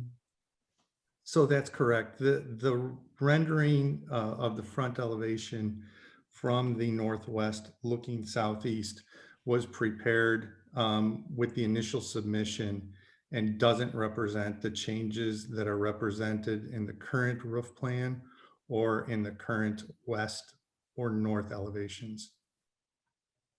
You know, I'm sorry, Stuart. Oh, I was, you know, I just want to understand this, and it is complicated, and I'm sort of getting there, although I get thrown every time drawings don't agree with other drawings. But I think that maybe the idea of the rendering was missed. The asking for what was really asked for was a three-dimensional representation, and I think a top view or a thing called an axonometric that would show the roof forms and the dormers and how all these pieces come together. Because in the roof plan, I'm totally confused by how things intersect one another, whereas a kind of volumetric top-down view of this might explain all of that. It would be helpful. Can I ask a question of the other commissioners? Sure. Because I'm talking a lot and I don't, you know, I just want to know if the rest of you are having problems understanding what this thing is going to look like in 3 dimensions, or is it just me? No, Go ahead, Beth. I agree. I think that there's some revisions that there's some coordination issues with this, with what we've been presenting, what we've been presented. I'm seeing a lot of new vinyl siding on the elevations. But then I think I heard in the presentation that they were going to, instead of the vinyl siding, then to do the hardy board, I think. But then when I'm Yes. looking at the drawings, I don't see that. And in the description of the case, I don't see that. In addition to the many issues that Commissioner Cohen brought up just about drawing coordination between different views. I might suggest, you know, coming back with a better coordinated set so everyone can fully understand the real intent of the project. I think we should also, I mean, to the extent we're going to ask the applicant to come back with more easily understood drawings, I think we should also focus on substantive issues, because if he does all the work, it comes back and we turn it down. So I want to go back to Beth raised the point. So I could swear you said in the presentation you were replacing with, was it hardy board, and then the drawings all show vinyl? Yeah. Kate, can I ask a question, Kate? Are these the updated drawings that we sent, or are these the actual submittal drawings? These are the updated drawings. Yeah, okay. Okay. Because of the fact that the current structure was all vinyl siding, our initial submittal was to match what was existing on the structure. We believe, and I believe there was a comment that came back, that it would be nice to be able to remove all the existing vinyl siding and take probably the siding behind it off and make it a much more substantial project, but to go with a fiber cement board in lieu of matching the vinyl siding. So is that your proposal though? And that would be on the entire house. We did change that, and we changed that because we felt it was an improvement. And we believe that that would be received as an improvement, but we can continue and match the current vinyl siding. It's not, I mean, it's vinyl siding, but it doesn't look bad. It's good looking vinyl siding. I think probably the commissioners, I mean, anybody can disagree, would prefer the hardy board, and if that's what you wish to do, that would be preferable. That's what we thought. So I mean, I guess another just issue is the new standing seam metal roof. Whether it's, you know, got any, I mean, I know we see that on Judson on some brand new homes, you know, query whether it's appropriate for a historic home. I'm not sure how people feel about that. I guess also on the, I'm sorry, I'm now losing, is it the south facade with where there were windows and there now is why is there, you know, the windows removed and then now there's a very large open space? What's functionally going on there that there's no windows? They're all removed? Well, there were 2 things going on there. We felt that there were quite a few windows in that elevation, and we were adding windows above just because we are changing the inside of the structure to be a little different than what it is currently. And we also felt that those windows help the elevation above. Then from a functional standpoint on the inside, that's a south facing elevation, and it has so much room between it and the house to the south because of that side yard, that there was substantial amount of light coming into what is currently and what will be the family room. And so there will be a TV in that room. And the feeling was to try to balance what looks the most appropriate on the exterior with the functionality of the interior. Yeah. Hey, before we leave, we've got some large new masses that are really unbroken masses that are really inconsistent with the rest of the house. Could we see the 3rd floor plan before we leave the floor plan of the 3rd floor? Okay. Yeah, that answers my question. it looks like it's basically counted as a mezzanine because of the percentage of the floor below. So it's not something where you need a second means of egress. That's all I wanted to make sure about. Okay. I have a few questions about the roof massing itself, particularly, in the rear area there. And you mentioned that this is a resubmission. Is this a resubmission to this board where we requested that some of the massing be brought down? It's not, John. They had some zoning issues, and to make it zoning compliant to meet our definition of a half story, they made changes to that elevation. Okay, I understand now. And then I would like to hear from some of the board members, their feelings on the truncated gable forms and the hip truncated gable form. I don't know that there's any easier solutions here, but it does read like zoning kind of took precedent and doesn't feel particularly sensitive to the existing home in its current state. Is this the point at which it's appropriate to ask if you looked at simpler roof forms with large shed dormers to gain headroom? Because as John has pointed out nicely, the forms and the angles and the stuff, whether it relates to the house or not, is certainly awkward looking. We have looked at a few different things. One of the challenges, as you can see with this house, is the fact that we have a constraint in terms of the maximum height, and the house first floor is substantially above the existing grade, and then the first floor is more than 9 feet. So it gets to the point, and you can sort of see that on the existing rear elevation below, where they tried to do sort of a normal looking hip, or a normal looking, I should say, roof to the north side, but then to the south tried to make it like a shed dormer feel. And it was difficult to be able to maneuver on the third floor to even have volume that you weren't hitting your head in essentially every place trying to get to the shed dormer. And we did take a couple of shed dormers off, I should point out, because we felt that it was becoming too many elements of shed dormers on the third floor. I think we took one off facing the north end. Should we go to the north elevation?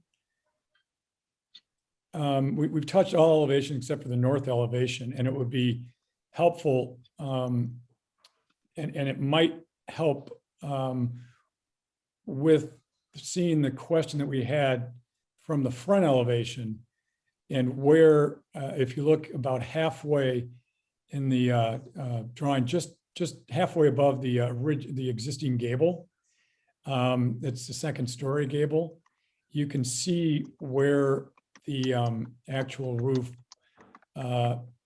sorts, a little bit of that siding comes out of the existing roof. Yeah, right where there you go, right Yeah, there. yeah. Well, So- that's a vertical wall surface that you'll see from the front, but I have no idea what that little angle piece that comes off the ridge looks like, because I don't think we saw it in any of the front representations, because it's actually going up at an angle, but it's not clear what it's going up against. So we're seeing that angle. Oh, that okay. Well, then connects this in with the flat roof. Yeah. Okay. Well, that sort of explains what that siding is, because that's Right. where you get a flat surface. Right. And if you go back there, Okay. we modified from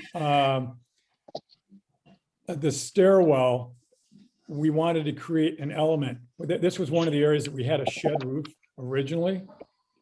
And there were quite a few shed roofs to try to, again, get that headroom on the third floor. And that element is the stairwell that is a switchback stairwell that goes up to the third floor. And we felt that introducing that as its own element helped break up that elevation, and also was able to give us a solution so that you can see the plate height that's there. Those are 3-foot plate heights on the third floor. And so it's difficult, as you know, to get enough headroom at a certain point. All right, you know, I mean, I think we're not going to to- end up with a motion tonight. So I just want to make one kind of general point. I mean, I think the north elevation kind of reveals the difficulty here, which is that you see the original house, which has a fairly low eave height and a low roof line, and then all of the additions on the back are just at a much different scale, trying to punch up and create a huge third floor volume, and doing a lot of complicated roof geometries to try and make that third floor usable. I don't know if there's ever going to be a totally satisfactory solution. I think I'd be interested to see the architect and owners take a hard look at if it really is set up so high that you have a fairly high raised basement, is there a way to create some usable space at the basement level instead of trying to punch up this volume at the third floor level? And just is that a more logical way to create the usable space that they need? Just because it's incredibly overly complicated right now by all the geometry you're having to do to just create usable head height at that third floor level and still keep it under the total height requirements. So if I may partially answer to that, there is, if you walked into this basement, we're keeping the entire original and then the addition in the basement. And I could go into a whole issue of problems related to, head heights and structure and things with this house, that if we march down that, this could be pretty close to a candidate to say, let's start over. And I know that the homeowners, fell in love with what they saw with this house, and they've tried very hard to be able to recreate the third floor that they purchased and be able to do something that helps maintain and save this house from and help it, continue with giving them a, more of a current living space, both on the first, second, and the third floor, which they are adding some space up there, but it's only about 160 square feet net measured from a 7-foot plate height. all right, I mean, would you like to, I don't think we're going to approve it tonight, and it certainly got both problems with the drawings, and then just, at least at this point, questions commissioners have about a lot of design elements. Do you want to try to bring it, have us continue and bring it back next month? If we do that, are you asking me? Yes.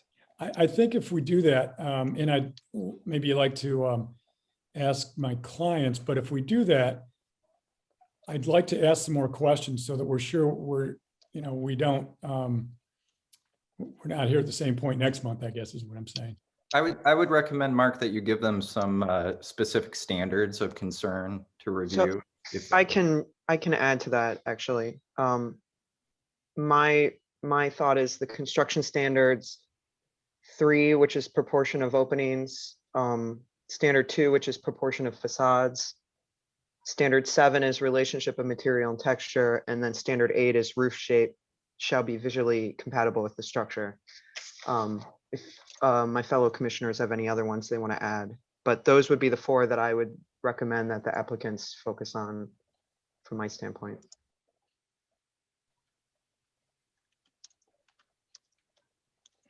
Yeah, I'm sorry, Paul. It's it's not a situation where I think we could reduce it to 2 or 3 suggestions. I think it's really, beyond the issues of the drawings, just really asking you to rethink it. And I don't know if you have any other specific questions. I mean, you can. Yeah, I guess, so let me start with a specific question regarding the flat roof. Is that an issue, or is it just that it was difficult to see where the flat roof was?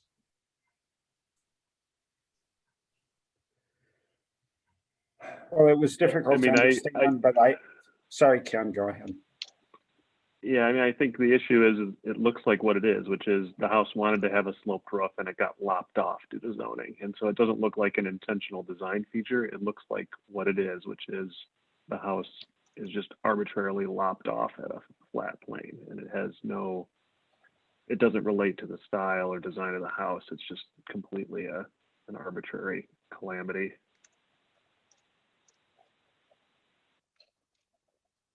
Okay, so it sounds like to me that what we're saying is, and I know this because it's a difficult situation with the basement being, out of the ground that much, and the maximum 35 feet that we're trying to work with, that we should basically truncate the attic.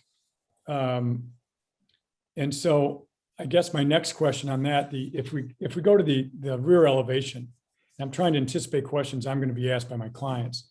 If we go to the rear elevation and look down at the one on the bottom, that's the existing rear elevation. And you can see that the main change that we're adding is the area that's where the porch currently exists, and then the bedroom above it. That just, what we're trying to do is fit that in to that corner. And then we're just trying to create an entranceway that is better than, you can see the entrance at the bottom there that essentially goes into their structure at basement level. We're trying to get the same entrance, but some stairs to get them up to the area that's behind. So one way to do that, I was suggesting we tear the existing addition that was done at one time off of the back of the house to try to make it look better. But I think we could also treat this, and I'm asking the question just from a standpoint of, logistics. If we just add the two elements onto the existing structure that's there, it's sort of a flat roof, but it's an existing condition. That would be acceptable, correct? Paul, you said something interesting. If you were to actually tear the thing off the back, could you do a split level and actually go from the existing house and step down and reduce the height in the basement, and therefore across the back of the house, get a full third floor under your 35 feet? Well, or a usable third floor? Not really, and it's not because you couldn't get the third floor. It's because of the fact of how that works with the rest of the house. Okay. Just how to, it's a floor plan issue. I don't think it's going to be, I appreciate often we can give some immediate feedback on particularly specific issues, but it just seems like there's so much that needs to be looked at here that it's just not going to be, I think it's going to be something you're going to have to go back and much more carefully consider. And it's just not, unfortunately, it's just not, there's too much going on for the commission to give you kind of a real valuable insight.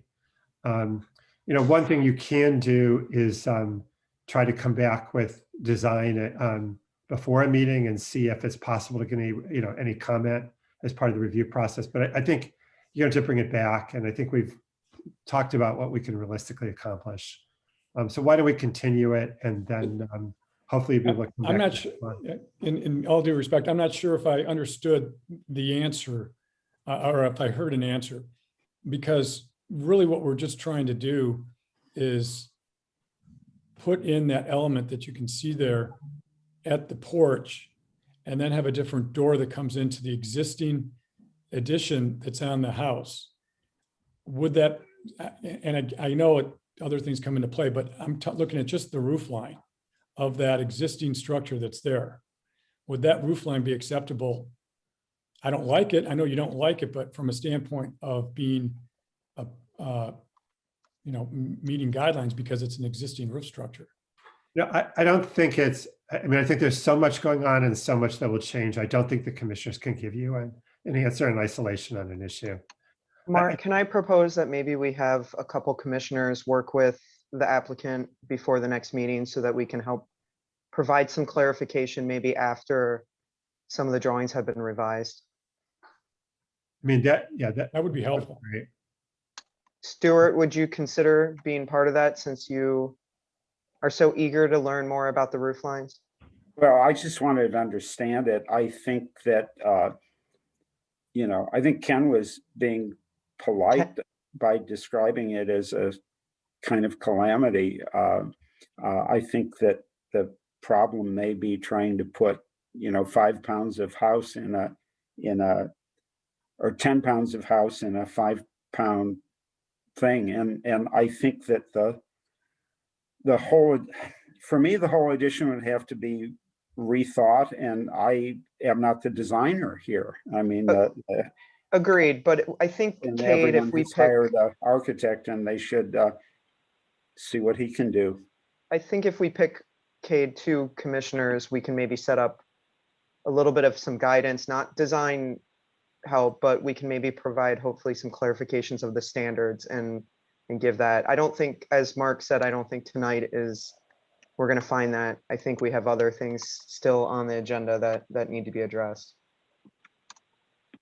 I'd really appreciate that. And it wouldn't be a redesign or working with us from that standpoint. It would be a commissioner or 2 commissioners, as you've suggested, that can look at what we've done and from a standpoint of how they look at things coming through the commission, so that we're not waiting another month after that if something's not received properly. Okay, well, that'd be great. If you want to, again, you can go through Cade, and to the extent that it's feasible to get, I mean, again, with a new plan, not to assist in designing, but, right. Come back. All right, could somebody make a motion to continue this to our next meeting, please?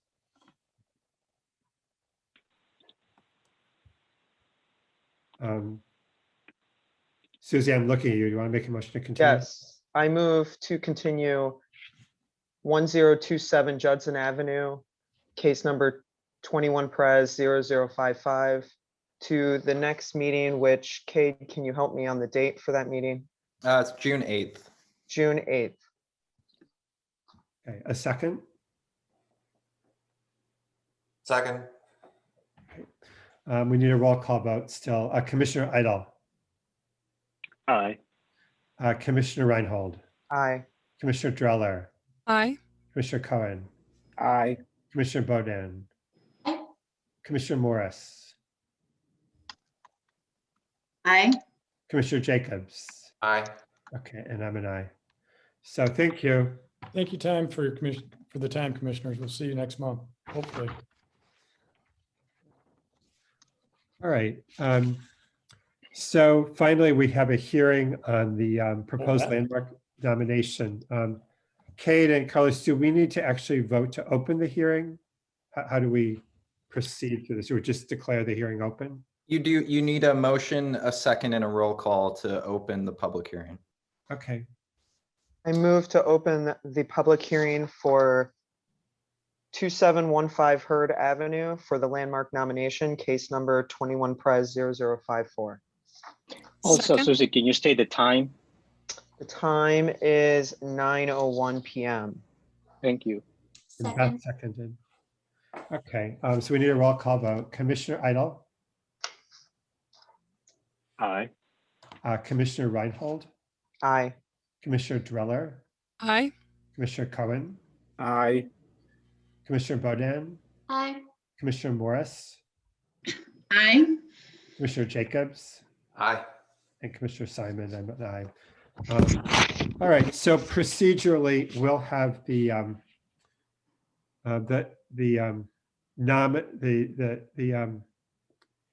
person making the nomination present their nomination and any evidence they wish to present.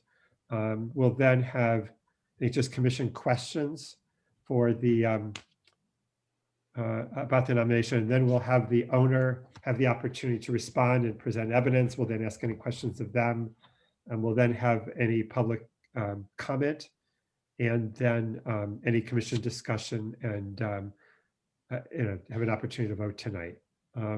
So if the, because it's Andrew Nebel could. Yeah, introduce yourself. I'm here.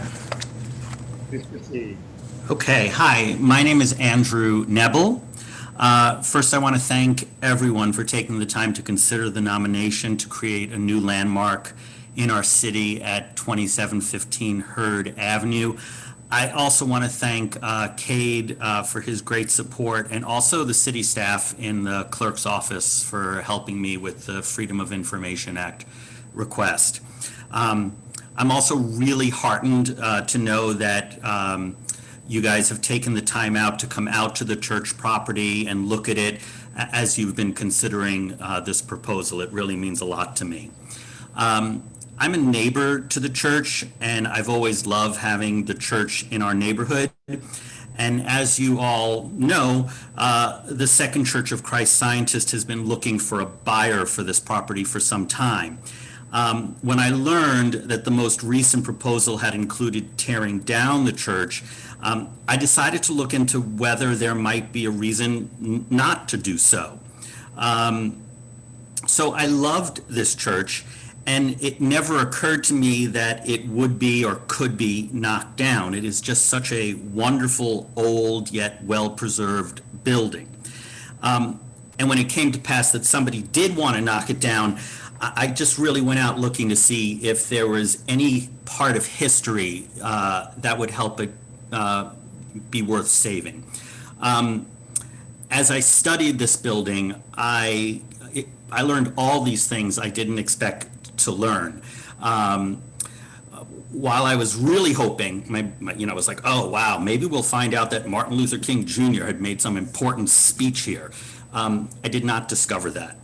However, I did discover that the church was designed and built by our very own Larry Perkins. Larry was an architect who literally changed the way children go to school and learn in our country for decades. He was an architect who built numerous buildings in Evanston, and an architect, despite his fame, stayed here in Evanston and helped make our city better throughout the course of his life. One of the criteria for landmark status asks, did the person have an impact on the city, the state, our region, or even the United States? And I would say that the answer is an unequivocal yes. Let's just look at some of Larry's accomplishments. He was the founder of Perkins & Will, an internationally known architectural firm, which is now ranked second in the world in terms of largest architectural firms. He is the designer of some 500 buildings, including the Crow Island School in Winnetka. He did the additions to the Evanston Township High School. He did the First National Bank building in Chicago's Loop. He's also the author of 2 books, including Schools in 1949 and Workplace for Learning in 1956. And he was a member of the Evanston Planning Commission, and I believe the director of the Evanston Planning Commission. He won Chicagoan of the Year Award in 1963, and in 1971, he won the 25-year award by the American Institute of Architects. And at that time, they had only given the award one time before, and it went to Rockefeller Center in New York City.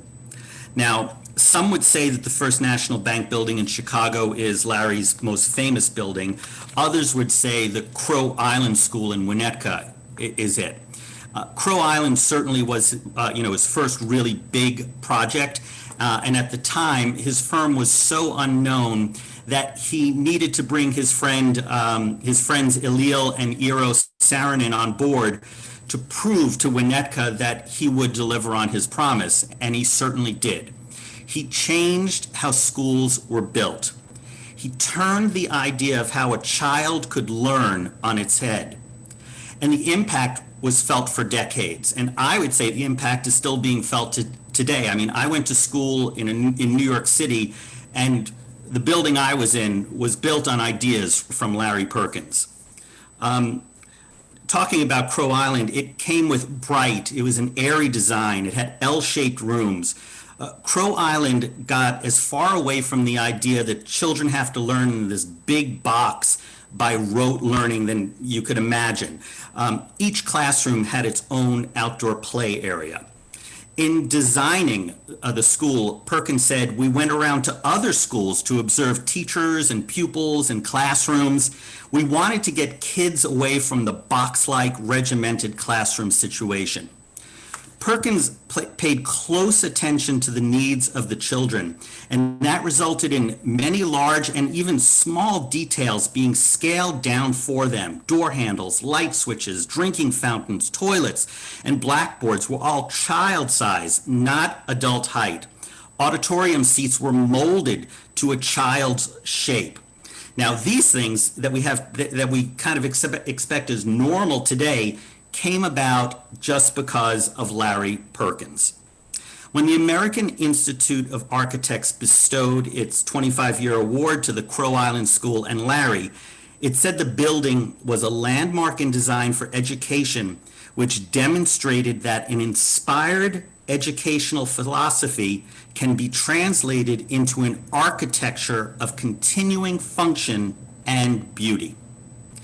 Now, back to Evanston, Larry's impact specifically here was enormous. His name is attached to at least a dozen buildings, including the Dawes School, Washington School, Chute Middle School, the Noyes School Addition, which ultimately became the Noyes Cultural Center. I do know that his family home on Lincoln Street is a landmark, as well as his personal home on Harrison Street, and then Philip Will's home across the street on Harrison Street is also honored. But how many other landmarks do we have with Larry's name on it? It just doesn't seem like enough has been done to honor this man who dedicated so much to the physical beauty of our town and the betterment of all who live here. His impact is clearly still being felt today. I mean, I don't even know if we have a park bench with Larry Perkins' name on it. Larry was a proud Evanstonian and a great ambassador for our city. When he won the Evanston Arts Council Award, the late Mayor Joan Barr said the award was going to an individual and an institution in our city. In fact, there's so much written about why Larry was renowned. In my mind, the case is really clear. He was one of the most famous architects ever to live in Evanston. We need to honor him with this landmark and remember his name along with his accomplishments. So let me move on to the church structure itself. The church was built between 1946 and 1947. The church reflects what is a very abstracted, simplified, classical revival form from the mid-century period. Lots of people have had opinions about this. Even over the last couple of days, we've been debating about what form this building takes. The important parts of the church are the columns up front, which take the traditional look of a Christian Science church and modernize it. Another important part of the church are the windows. From a number of surveys, they are clearly original. Perkins designed the windows to allow a lot of light in this church so that no matter where you were sitting, you could see the speaker at the front. And at the time, that was a whole new idea. The brickwork is wonderfully preserved. It is Chicago common, but the brick was treated with soda ash to give it a pink hue. And I have to tell you, at sunset, the color is just really outstanding. There are a lot of really nice smaller details to this church, like the Greek key reliefs on the panels, the recessed bay windows, the 84-foot steeple, which remains in excellent condition, and the acroterion on all corners that are also mirrored in the steeple's design. In my research, as I said, there were a lot of surprises. For instance, I learned that the construction company hired to build the church was Ragnar Benson. He was an immigrant who came to the Chicago area at the age of 11, and he became a stonemason. His company was 14 years old at the time that the church was built, and he was hired to build the church. At this day, the company is one of the largest construction companies in the world. I also found in my research the blueprints for the landscape architecture, and the name on the blueprints was Franz Lipp. I soon learned that Franz Lipp was one of the most renowned landscape architects of the time. The Art Institute, for instance, has 57 drawings by Franz Lipp of his landscape designs. A little detail that I actually loved to find out was that at the end, in order for the Christian Science Church to officially dedicate a facility, the facility has to be free of debt. In 1947, that was not true. They still had debt on the building, and it was approximately $6,000. The building was open, but it wasn't officially dedicated. Some 5 years later, in 1951, the church leaders received a $6,000 check from the mother church in Boston. And the $6,000 came from Mary Baker Eddy's will. The founder of the Christian Science Church had this money set aside to help church leaders with local dedications. The local leaders used that $6,000 to pay off the remaining debt on the church, which then allowed the church to be open and dedicated 5 years after it was completed. So these are the hands that touch this little church in my neighborhood. And in my mind, it just gives us so many more reasons to protect it. Next, I want to talk a little bit about race relations in our community and how it relates to the church and its property. A month or so ago, Evanston adopted the first reparations program for African Americans living in our community. And when that happened, the whole city got a lot of news coverage. It also happened to come at the same time that the neighborhood and the church and the planning commission were debating the potential purchase of this church. And so when we saw a WGN news truck taking pictures of the church, we thought, oh, they're covering the big issue about the sale of the church. It turns out that the story that night had nothing to do with the sale of the church. It had to do with reparations. It had everything to do with this man back in the 1920s, an African-American man in the 1920s who moved to Evanston. He was the son of a slave. And in the area that's the parking lot of the church, he built a house. And sometime later, the city came to him and told him that he could not live on that property. He had to move his house to the red-lined district of Evanston where Black people were housed. The program was called the Land Clearance Program. So this, to me, is more of the history of this building and the landscaping and the property where this church sits that screams we have to protect this church from destruction. Finally, we know that the Second Church of Christ has been looking for a buyer for this property for years. And so in my research, I also did some investigation into adaptive reuse of churches. There are thousands of churches across the country that go up for sale every year. And often a big question is, what can people do differently but keep the church from being knocked down? We live in an R1 neighborhood, so we probably can't turn it into a restaurant or a hotel, but it could be a child care center. It just probably couldn't be as big as the one the applicant wanted to, the Kensington School wanted to build. It could be a home. Perhaps it could be some condominiums, maybe 4 or 5 condominiums. Maybe it could be, maybe the city could buy it, and it could be even a race relations museum. How wonderful would that be? So, I mean, there are lots of options other than tearing down this important building made by a truly important member of our community. You know, as long as we stay creative and open, we can find answers. And before I end, I do want to point out that after I submitted the document, I noticed that there were 2 errors in there that I do want to point out. The first is that I inappropriately, I think I said that let me just say that I know that Eero was the son of Hillel Saarinen. They were not brothers. And I must have just been totally exhausted just before I put my document in. The second was a typo. And I just want to know that you know that I know that the brick is called Chicago Common and not Chicago Commons.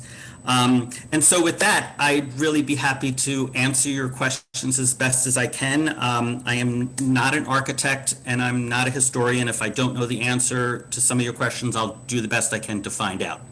Yeah, before we go into the details, we are obligated to make our decisions based on the standards in the ordinance. And I think there are 4 lists in the application, although my understanding is one of them has been dropped. Without repeating at length, could you specifically address why you believe that the property should be landmarked under the 3 applicable standards in the ordinance? Sure. So, okay, would it help to show these standards? Part of your packet that showed the standards? I have mine, but sure. They're like on page 3 of, yeah. So I went with the cases for, I went with 3 cases, 3 criteria. I looked at 3 criteria. I picked criteria 2 and criteria 4. So criteria 2 was its identification with a person or persons who significantly contributed to the historic, cultural, architectural, archaeological, or related aspect of the development of the city, state, Midwest region, or the United States. Number 4 was its identification as the work of an architect, designer, engineer, or builder. Similarly, had a significant impact on the history of the development in our city. And so my feeling is I pretty much feel I set up the impact that Larry Perkins had on our city and the numerous buildings, the lasting impact, the importance of him to our community. Do I need to go through anything more specific on that, or do you feel you heard enough on that to answer that question? You know, I think on 2 and 4, that was the main focus of your presentation, so I don't think we need to repeat it. I believe you thought 3 was applicable, and that's kind of a different criteria. So if you'd like to take I think it'd be valuable to take a minute to address 3, if you believe that applies.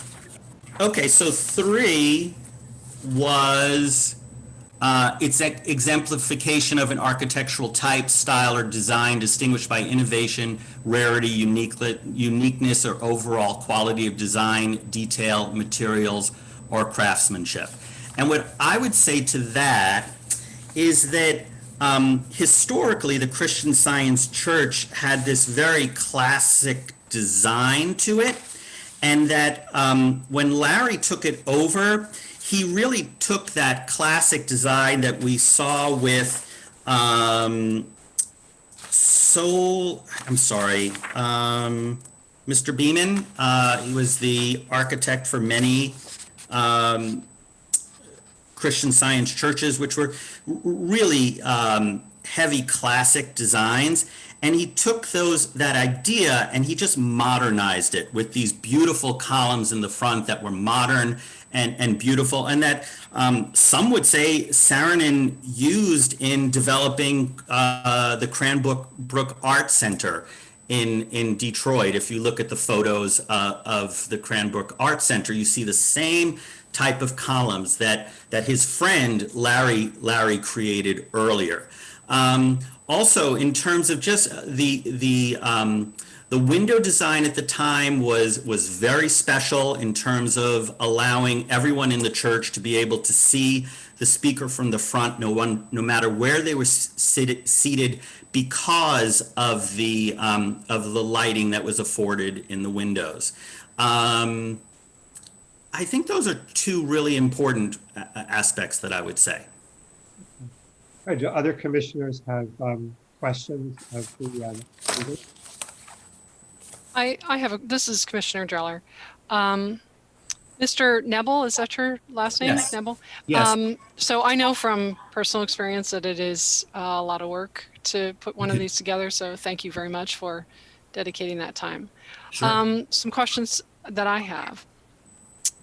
Under criterion 2, the part about the identification with a person or persons, are you, I just want to be clear. Yeah. Are you saying that that is because Larry is the architect and that is would the justification for identifying him with this building? Absolutely, yes. So he has no, you're not suggesting that there is any other way in which he is identified with this building?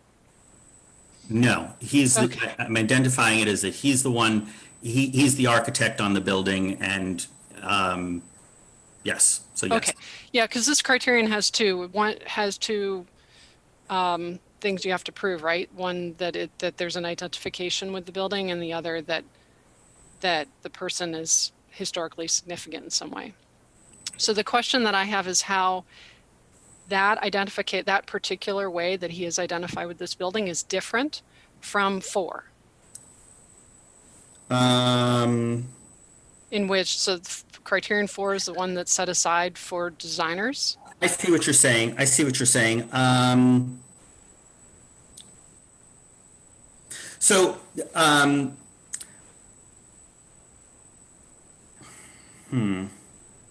Here's the difference.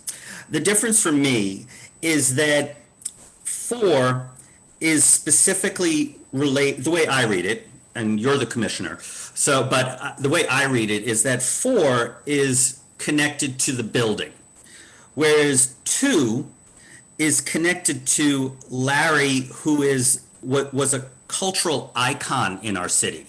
Newspapers covered his vacations. He was on the planning board. He was an ambassador for our city. When Evanston won City of the Year, and whatever year it was Larry they sent to be on Channel 2, a live show on Channel 2 to accept the award. He was an ambassador for our city. So when I read 2, I think of it more as Larry as a historic and cultural representative of our town. Okay. And then on criterion number 3, sure. I noticed that you had, or the application takes objection, I guess, to the neo-colonial, the colonial revival type stylistic term, and I am wondering why, because that seems very applicable to me. And I'm wondering if there is anything. I have a particular reason why I'm asking this question, but I want to hear from you before I Absolutely. comment on it. So once again, I'm not a student of architecture, and I'm not an architectural historian.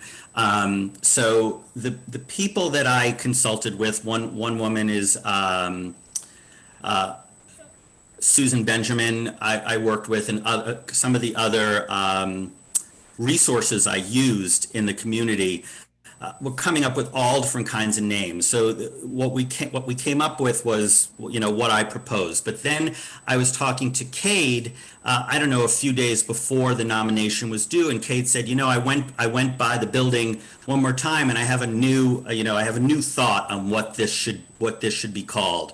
And he said it's not 100% important, but that's just what I thought. So really the only reason I put that little asterisk in there and I put that down there was because after my discussion with Cade, I just wanted to honor him with his opinion and make sure that that was known.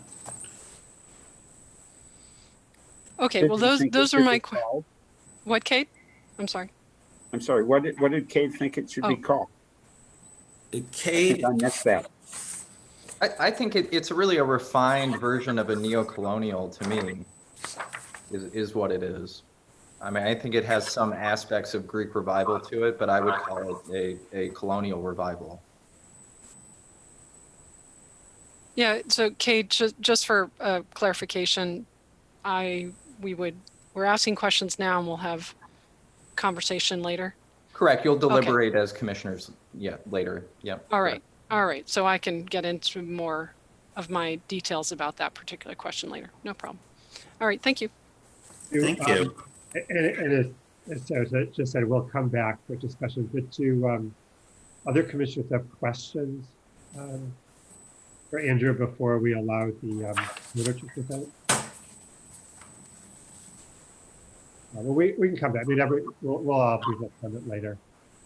So, okay. I have a quick question. Yeah, go ahead, Jim. Do we have a list of any, other than the homes, other buildings in the city of Evanston that are associated with Perkins that are landmarks? Yeah, I have, let's see. Something in this memo too. Yeah, in this memo, you'll see. It's a lovely, there's those, but then also if you go to the additionals, this was a hand-typed and handwritten document that has, I may have mentioned the Charles Gates Dawes School, the James Roy Skiles School, the Foster Field House, the Methodist Building on Ridge Avenue in Davis, the Randblue Electric Company on Central Street. Let's see. I talked about ETHS. Yeah, that's what I've got. And not all of these on the list are landmarked. There's probably 5 or 6 that are, some just by association, like Noyes School, not necessarily landmarked because of the addition that he designed, more because it was a D.H. Burnham, the school itself. Okay, well, we'll come back and commissioners can raise issues later. That's kind of glad there are a lot of people to talk. So would a representative of the owner like to introduce themselves and speak?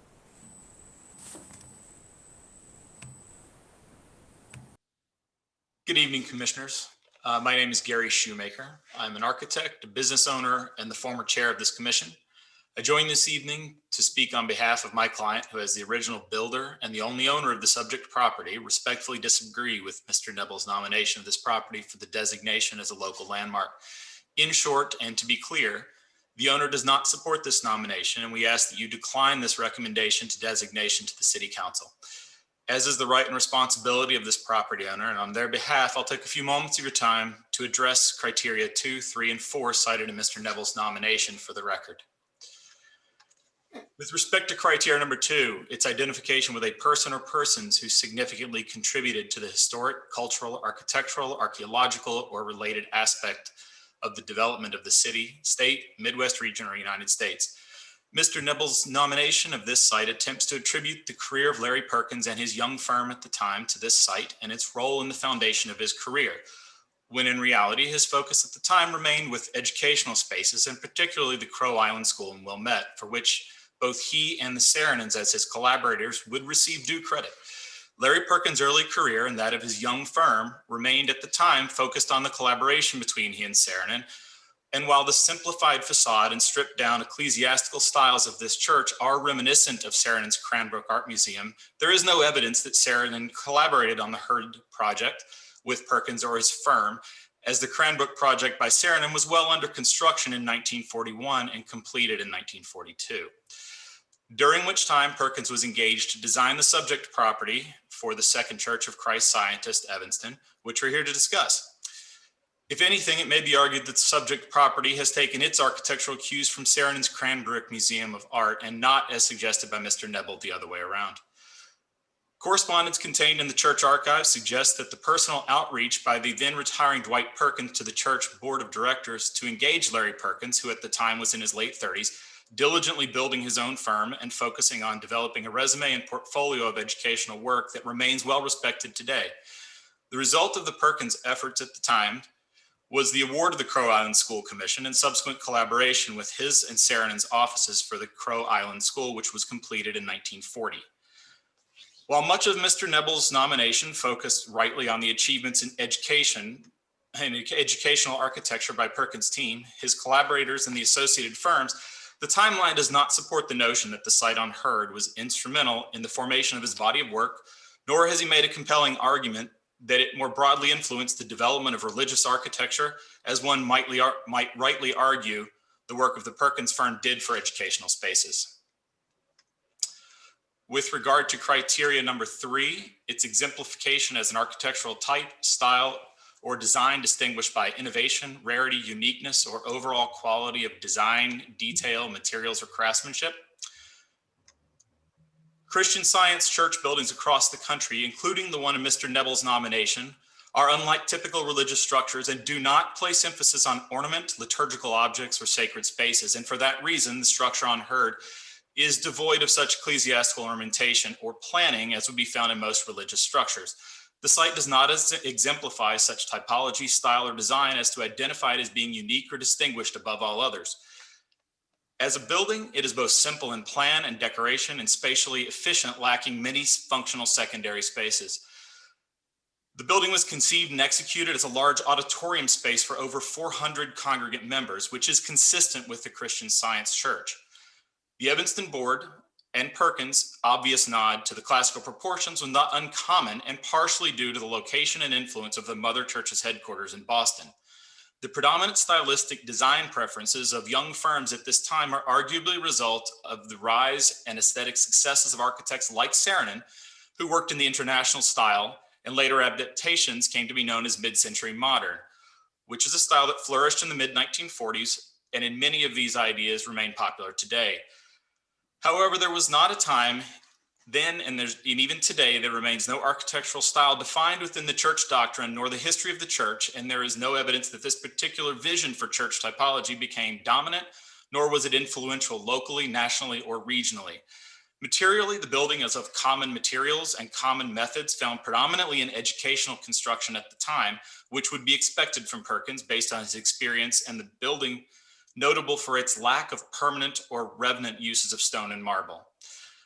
Instead, utilizing far simpler and cost-conscious aesthetic adornments of painted wood trim, common brick, clapboard siding, asphalt shingles, and glazed clear windows. The quality of craftsmanship is common and remains on par with the quality of work performed by Ragnar Benson, who then and now continues to be a high-quality contractor working across nearly all types of construction, including educational, commercial, and religious buildings. This particular site, however, does not represent any unique achievement nor innovation on the part of the design team or the constructor. To the contrary, the construction type, materiality, as well as the means and methods utilized for this site were commonplace through 1946.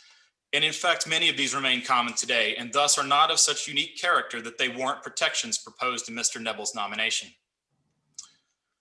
With regard to criteria number 4, its identification as the work of an architect, designer, engineer, or builder whose individual work is significant in the history and development of the city, the state, the Midwest region, or the United States.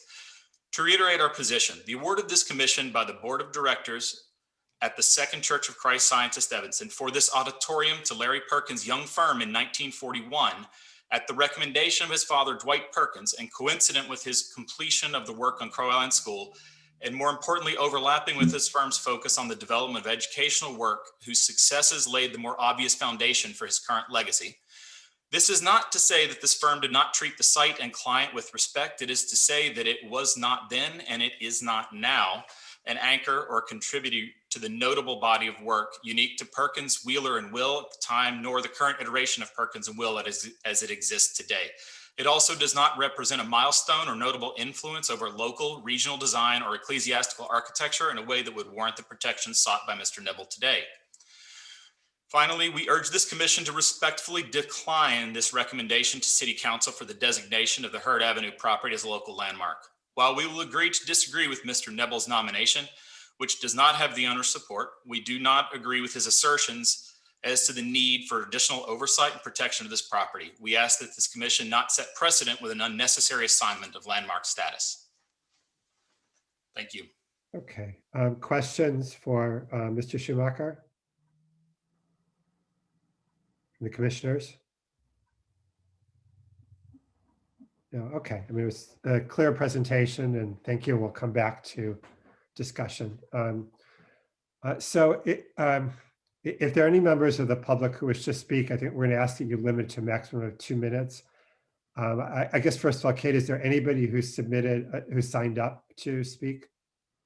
No one that had signed up to speak at least by 7 o'clock. Okay.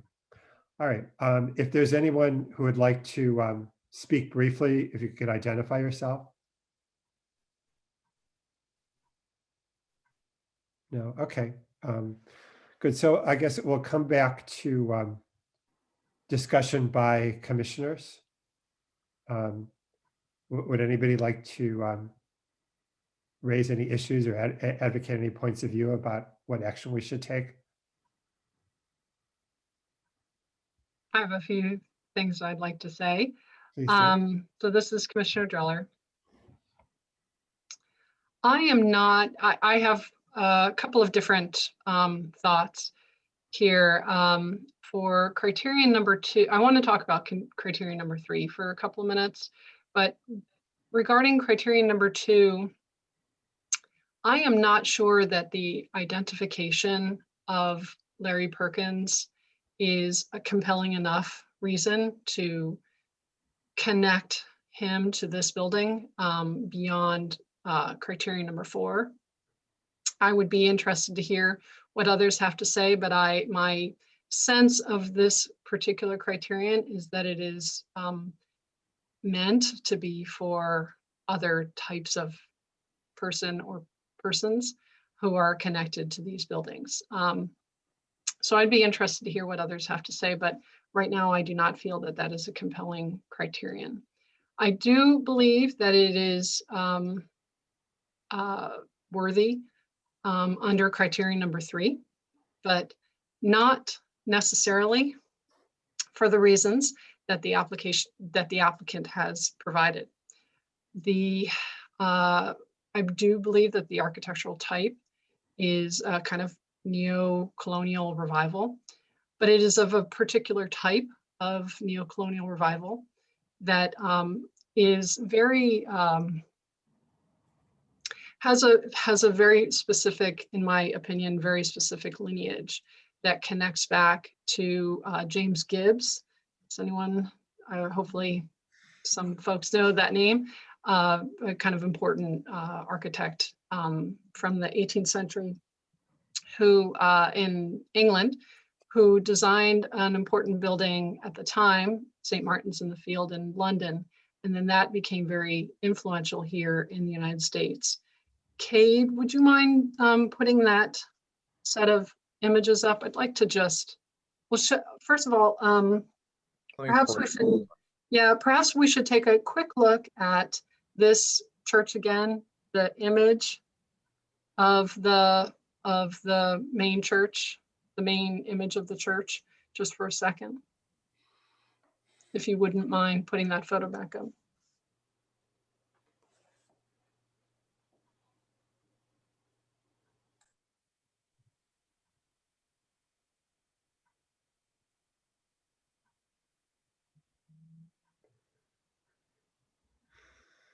Right. So what you're going to see in St. Martin's in the Field is a portico front with a steeple directly behind the portico over the vestibule. That is different from some of the church designs that others might be familiar with, where the steeple is over the crossing or in other parts of the building. Okay. So what happened was James Gibbs designed St. Martin in the Field, went into a very important book that he wrote that ended up on the boats, on the ocean-going vessels, and came across to this country, well, to the colonies at that time, and was reproduced over and over and over. The portico with the steeple right behind it over the vestibule. Now, American architecture is known for a lot of things, but in comparison with architecture in other countries, our church architecture is not so much. Doesn't mean that we don't have great churches here, but as compared to the religious architecture in the churches in particular in other places, we don't have as much of a tradition, except for this one thing, which was what James Gibbs did and became very popular elsewhere. So Kate, if you could, can you come out a little bit so that we can see St. Martin's in the Field? Is it possible to pull out? That might be challenging. Right, I know.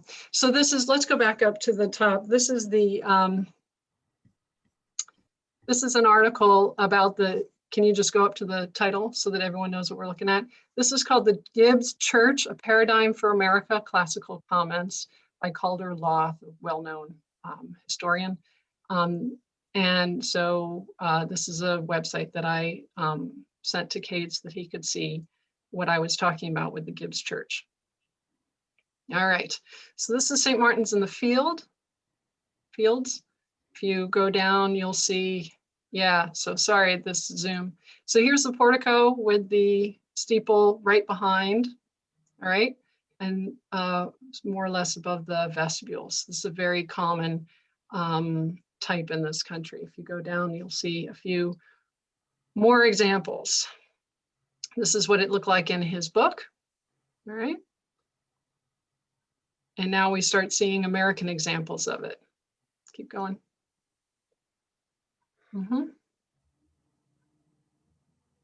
Some more, another example here in the United States, another one. Keep going. Yeah, this one's in Richmond. Yep, here's another one. Okay. So this is a more common, plain version of it. So there's a lot more written than what I am showing you here. This was just a basic sort of primer on the Gibbs paradigm. But what I am suggesting is that perhaps we might take a look at the church that is here in Evanston as a modern example of this particular type of church, which exists in other places and may seem not very important, you know, individually, but when you think about it from a national context, it takes on a little bit more significance. My sense is that Larry Perkins was a well-educated, well-informed person. He knew what he was doing. My sense is that probably others did too. My guess is that at the time, probably, you know, you could go and do some more research on this. But my suspicion is that this was something that everybody kind of understood at the time and that maybe we've forgotten a little bit. This would be called a refined neoclassical type style. That is the reason why I asked the applicant about this. Anyway, I'm not sure that I need to show you more pictures. Hopefully it's clear. When I saw this building, the Gibbs paradigm occurred to me very clearly, and I was a little surprised it wasn't in the nomination. Perhaps it could be. This is one of the, I mean, I've been an architectural historian for 25 years. I haven't seen a modern version of the Gibbs paradigm type church that is quite as nice as this one. It's certainly in very good condition, integrity-wise. I do not think that the fact that it is made out of common materials is something that is a negative. It is saying exactly what it is meant to say here. And it seems to me a particularly good version of what it is meant to be. All right, other commissioners? Yeah. I'd like to comment, but I would like to begin with a question built on the presentation we just heard. It seems to me under the criteria that if we're considering the building's importance in part because it's attributed to Larry Perkins or Larry Perkins's firm, and we know that Larry Perkins, like his father, Dwight Perkins, became nationally and internationally known for the schools that he designed. Doesn't that make this somewhat unique, not because of it is in fact a church? And so my question would be, does anybody know if Larry Perkins, if there are any other churches out there that are attributed to Larry Perkins? I mean, I don't know of any. I knew Larry, and I went to school with his son, Brad, and had the privilege of having Larry as a teaching colleague at UIC at the end of his career. And I think the fact that it is a unique work by someone who is known for doing schools is one thing with respect to both criteria 2 and criteria 4. And I think that criteria 3 has probably been a little bit underemphasized. I'm Commissioner Dreller, I'm glad that you brought up the typological relationship to the Gibbs Church. But when I look at this, first of all, I think it is absolutely unique as a building in Evanston. And remember, this is a local landmark designation we're considering, not a national one. There is nothing else like it in Evanston. The closest thing to it might be some Art Deco things like the post office. And in fact, the Saarinen works that Gary Schumacher has alluded to at Cranbrook are stylistically Art Deco, whereas I don't find this church stylistically Art Deco. I find it, in fact, rather unique. The columns that are typical for a church of this sort are in fact not columns at all, they're piers, and further they're piers that are cased on the inside as if they were large overscale openings. I've never seen anything like that before. The clapboard in the gable end, one associates with rural churches, but again, it gives the building a kind of domesticity that I feel relates to the liturgy of the church. And when you go to look at the windows, they remind me actually of large scale residential windows, the big bow window and the subdivisions of it look almost more like picture windows or bay windows that you found in houses from the 1950s. So I think stylistically and visually, the church is kind of certainly unique to Evanston, but I think you could argue unique as a work of architecture as well. Okay, other commissioners?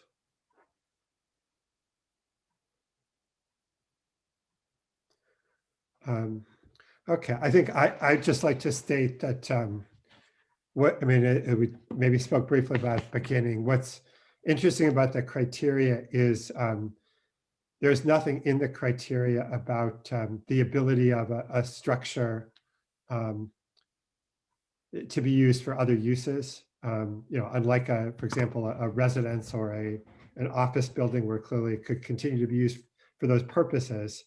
If retrofit, it may, hopefully is possible to use this structure for other uses, but it's certainly kind of an unknown issue. I think the fact that it's not in the ordinance means it's really not our decision to make. And I don't think we need to, I think it's entirely speculative at this point.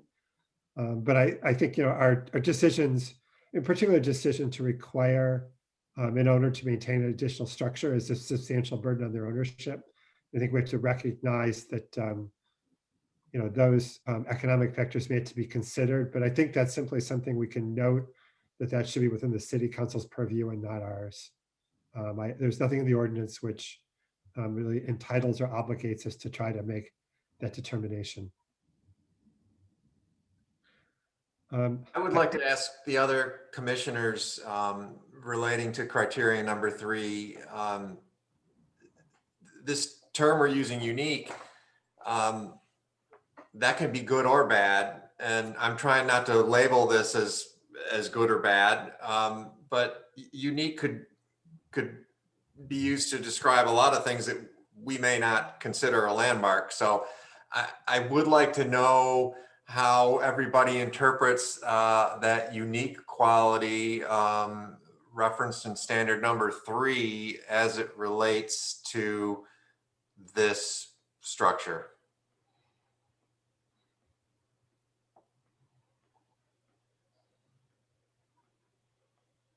I guess my take is that I wouldn't necessarily consider it quite so unique. I mean, there was obviously a big tendency in the 1930s and 40s to do buildings in kind of this stripped, to take classical prototypes and kind of strip it down of a lot of the ornament and detail and simplify it. And I'd kind of put it in that broader category. I think it's the Gibbs Church comparison is very interesting. That hadn't occurred to me, but I think that's clearly something that was in his mind. And it's kind of that 1930s, 40s version of doing a stripped classical building and using that prototype and adapting it in this way.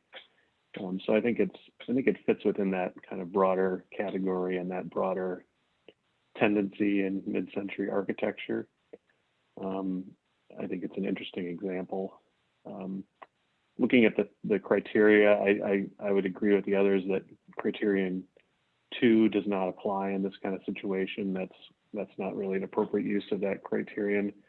But I think 3 applies at least weakly, and criterion 4, the way it's written, I think clearly applies. I mean, I don't think anyone can argue that this is not a significant architect, and it's obviously a building he designed, and that's basically all that criterion 4 says. It doesn't have to be his best building or his most representative building or his foundational building that made him famous. It's just a work of an important architect. John, I think I qualified unique by saying that there was nothing like this in the city that looks like this in the city of Evanston. And this is in fact we're considering it as an Evanston landmark. Architecturally, I think there are things that are interestingly awkward about the building. And I think that in terms of the idea of transformation or adaptation, there are some interesting things that Perkins has done here. And even the literal quotation of classical elements where one wouldn't have expected them, like the acroteria, I find kind of uniquely interesting. Do I think this is a great building that stands in the annals of architectural history?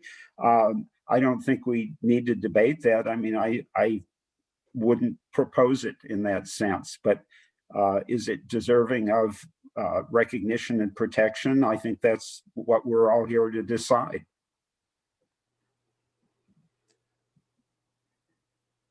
All right, any other commissioners? And then I think I give the parties a last brief chance if they want to have any closing remarks. So first, any other commissioners would like to close out discussion, bring up any new points? No. Okay, Andrew, are there any very brief remarks you'd like to make before we turn over to Gary and then close? Oh, sure, thanks. I do want to address the Cranbrook issue that the attorney from the church brought up, and I just have to apologize for that mistake. Some of the historians I talked to had pointed me to that, and when I looked at the date, I thought the date for that part of the Cranbrook School was later than the original part. So that was my error. I'm sorry. I told you I'm not an architectural historian. I'm just doing the best I can. So Well, you're talking about the museum, not the school. exactly. Because it's the museum that has the big columns, and I think that's from the early 40s.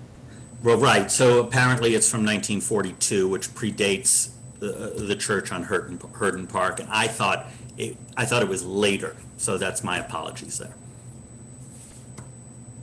All right, Gary, would you like to close in any way?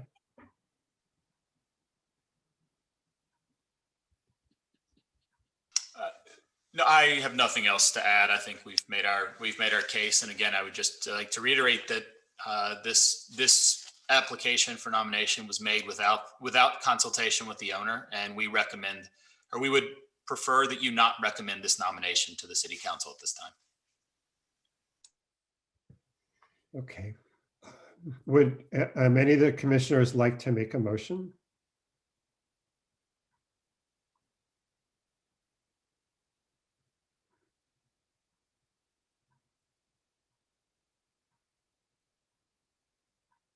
If we're going to move for a few landmarks, somebody's got to speak up. I'm sorry.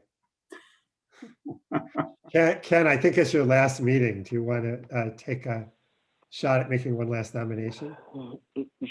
Sure, I'll make the last. I don't think it really has to be motion. very long, given the. No, I move we recommend to the city council that they consider the building at 2715 Hurd Avenue for local landmark status, and the applicable criteria should be listed as numbers 3 and 4. Okay. Is there a second? I'll second that. Okay. Is there a second? All right. Roll call vote. Commissioner Idle. Aye. Commissioner Reinhold. Aye. Commissioner Dreller. Aye. Commissioner Cohen. Aye. Commissioner Bodan. Aye. Commissioner Morris. Aye. Commissioner Jacobs. Aye. And I'm an aye. So, okay. So we still have to come back. Staff will prepare a report that will be circulated likely before the next meeting. It gives a chance to comment, and then our action will not be official until we approve that report and submit it. And unlike our typical certificate of appropriateness, in this case, we actually have the chance to work out and address any issues in that report. I mean, our official action really is approving that report. So, again, anything that anybody thinks of that we should point out to city council or should point out in support of our action, we'll have the opportunity to do that. May I ask a question? So that comes back to us then, and we vote again on it in that form? Okay. Yeah, you have to adopt the report as well as adopt a formal resolution that gets transmitted to the city council. Okay.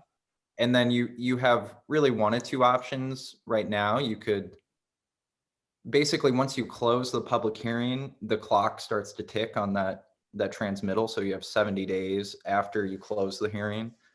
So if you feel like you need more than 70 days, you can continue the public hearing. Otherwise, you can close the hearing. And then within 70 days, we can transmit that to city council, which I don't really think is an issue. Yeah. I think that's more than enough time. Yeah. Yeah, I mean, you guys are doing the real work. So if it's enough time for you to do by the next meeting, it would be easy enough for us. Yeah, and if not the next meeting, we'll at least have something to discuss. And then I think the 70 days, we can bring it back even for the July meeting for formal adoption if we need to. Right, because 70 days is covers 2 meetings actually. Yeah. Okay. Okay, do we need to make a motion and vote on closing the hearing? I think in this instance, you do. Okay. All right, would someone like to make a motion to close the hearing? I move to close the public hearing for 2715 Hurd Avenue, case number 21 Pres 0054. Okay, second. A second. Okay, so I'll do a quick vote. So Commissioner Idle, Aye. Commissioner Reinhold, Aye. Commissioner Dreller, Aye. Commissioner Cohen, Aye. Commissioner Boden, Aye.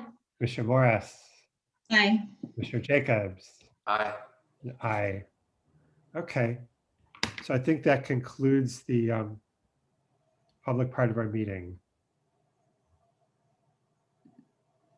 Do we still have other people on?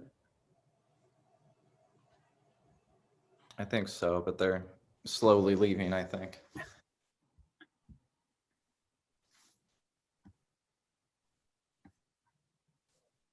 Kate, what's the actual process for drafting the report we're supposed to adopt to you? And I mean, is that you? Yeah. Is it you and Carlos? I mean, how does that happen? We'll both work on it together. There's a specific set of criteria in the ordinance on what you have to address. And then there's a little bit of additional information that we can add. And we'll use obviously any testimony that you gave and the applicant gave, as well as in this case, the property owner, and compile something, and then you can review it. And Kate, as part of that, the items that were not relevant would be removed? Correct. They wouldn't be, Okay. They would either be excluded from the report, or if we felt it was necessary to explain why we didn't think they were relevant, we could include that. Mm-hmm. Okay. So here's a question that it's inappropriate to ask. Just like we still have members of the public on the. Oh, is the public here? Well, the public can hear this as well. Because it's an issue that's come up. I mean, when things like this go before the city council, and I'm now thinking about issues with the city, like related, for instance, to the Harley Clark house. Is the city council simply going to not approve the designation because of property owners' rights? I don't know that I can really speak to that, especially considering you shouldn't, Cade. Well, especially considering that we have a new makeup city. on city council. I can't speak to the 4 new members and their opinions or really backgrounds in preservation at all. So I would say that we certainly have our work cut out for us. Why don't you ignore the question? I should not have asked it, but I felt the need to do so. It's good that an ordinance doesn't require owner consent, but it's also challenging. Yeah. Good answer. All right. Yeah, I don't know if members of the public want to sign off. We're not going to, I guess we'd ask the members of the public sign off, but we're not going to do anything too interesting anyway. So should we, did you receive any comments on the minutes? I did not receive any, and I'll mention that I was told that my minutes were too detailed. And that they're not supposed to reflect as a transcript. So you'll see that these are much more of a generalization. Apparently the video itself is the transcript. I think Kate is experiencing the same issue that I experienced for the many years, as far as how detailed these minutes should be. They're very helpful for us as staff when they're very detailed, when we have to go back and review cases. So I don't know that I agree with it 100%, but. Well, we didn't have the benefit of the video in the past, so I think that is very helpful. Yeah. But obviously, even when I tried so hard, I have minutes that were like 10, 15 pages long. So don't feel too bad, Kate. You're doing your job. All right, does anybody want to look at the minutes, or should we, we could just approve them now? I can move to approve them. Okay, please do. Sure. I move to approve the meeting minutes from April 13th, 2021. Okay. So I get second. Second. I'll second. Okay, so probably only people who were present at the last meeting and members of the commission at the last meeting should vote, and others abstain. So Commissioner Idle? Aye. Commissioner Reinhold? Aye. Commissioner Dreller? Abstain. Commissioner Cohen? Aye. Commissioner Boden? Aye. Commissioner Morris? Same. Commissioner Jacobs? Aye. Okay, should probably be an abstain, but although you were there. He was there. Yeah, he was there. He was Commissioner- there. Yeah, he was Yeah. present. Whatever. Commissioner Simon, I'm a yes. Okay. So there was a proposal that we actually, that I think the commissions generally perhaps adopt rules that they their meetings could not extend beyond 11 p.m. unless basically a formal proposal was made to extend the meeting and a vote taken. I guess my thought was maybe we could have I guess it's okay. I mean, we could also have maybe a softer rule that maybe it's just meetings will not extend beyond 11 p.m. unless the commissioners decide otherwise or something like that. It seemed, I mean, sometimes it, we're close to done and it's just worth finishing. So I don't know if, Kate, I don't know if we need to do something that'll be memorialized in our rules or what we need to do.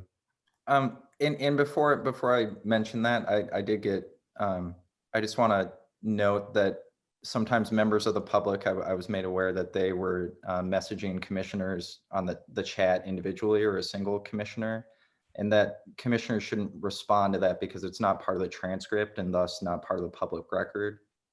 So if someone sends you a private chat message on the Zoom meeting, you shouldn't respond. I think you can disable the chat if you wanted to. Okay. Yeah, I think it was enabled just because we've used it in the past to facilitate public comment, but it didn't really occur to me to turn it off. Yeah. Kate, I have a question relevant to the question of that Mark brought up about limiting the length of meetings. Do you and Carlos also limit the number of cases that you'll schedule for each meeting?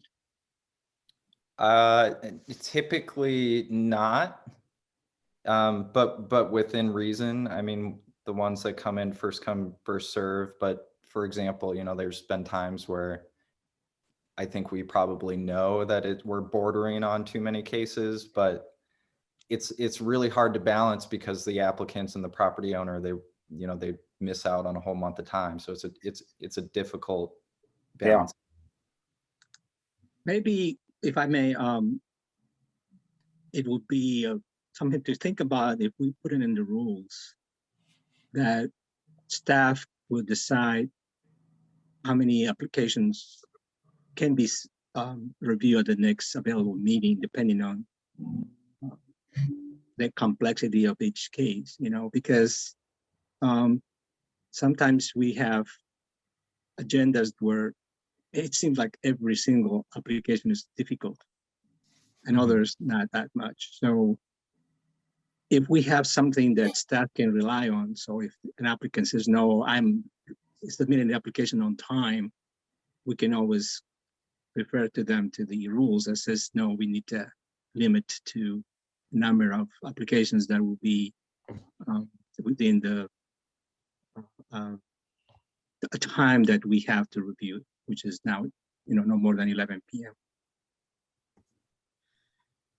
Because in the past, my experience has been, and some of you probably remember instances where by the end of the meeting, the commissioners are tired, understandably, and it doesn't necessarily flow as well.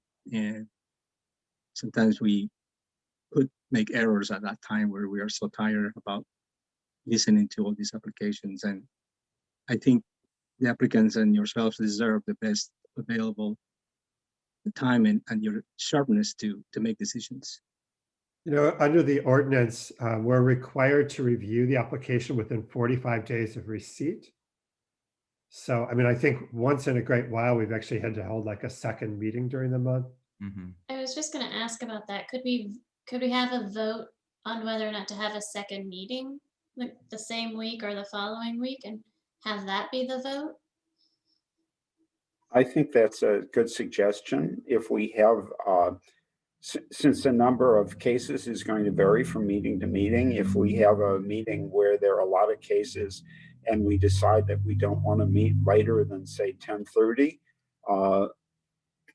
I mean, it's up to us, but if we agreed that in those cases where we put off people who had applied on time and have patiently waited through a meeting to see if they would be heard. If we just decided to hold a second meeting to finish off that caseload, either the same week or the following Tuesday, how do people feel about doing that? Well, you Kate? can't, you have to have adequate public notice of the meeting, so you can't do it on that. So you can't do it. Yeah, it would at least have to be 2 weeks after. I think Already have the I'm sorry, wouldn't they already have the notification from the first meeting that they were part of the well, agenda? but you have to state the time and the place of the meeting. So if you, I mean, you could continue all of those cases individually, a motion and a second to the next meeting, and that would be in 2 weeks. And then I suppose you wouldn't have to renotice. I guess that would be a way to. Kate, would you mind not closing the share screen so we can see each other as we Oh, chat? sure. Yeah. Thanks. Tired of looking at that church. I think, Carlos, too, one of the problems with limiting the number of cases would be how do we prioritize who goes and who doesn't go? Yeah. That might become problematic for you and Cade to make sure that we're fairly treating everyone. If we do it by time that they get the submissions, and I think you might end up with 10 really difficult cases that have to go.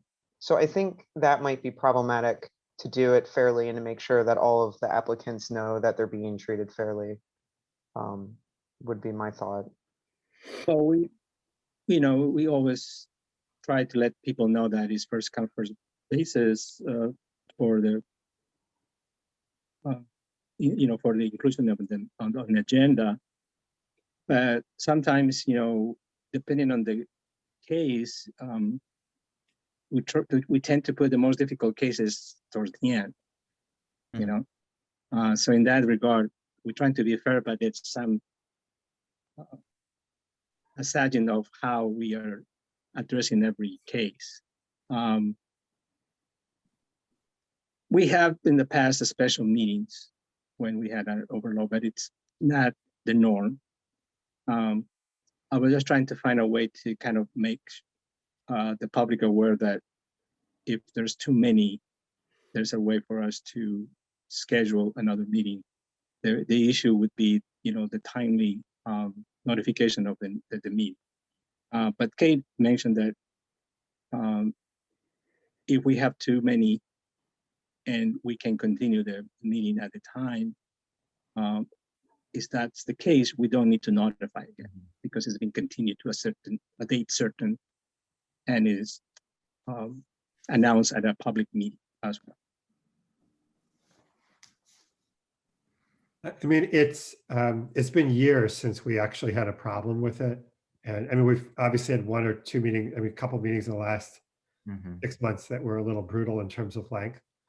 But generally we do get through things. And one of the problems is and we've had meetings where there were 12 items on the agenda and 5 were continued. So it's really hard to predict in advance. And I think we've done a good job of being able to deal with it. I mean, to the extent you feel we need to have some kind of guidance that for you to help you guys, that's fine. But I think as a practical matter, we've been able to deal with it. Well, another way to help you is, looking at the the list of projects that could be reviewed administratively.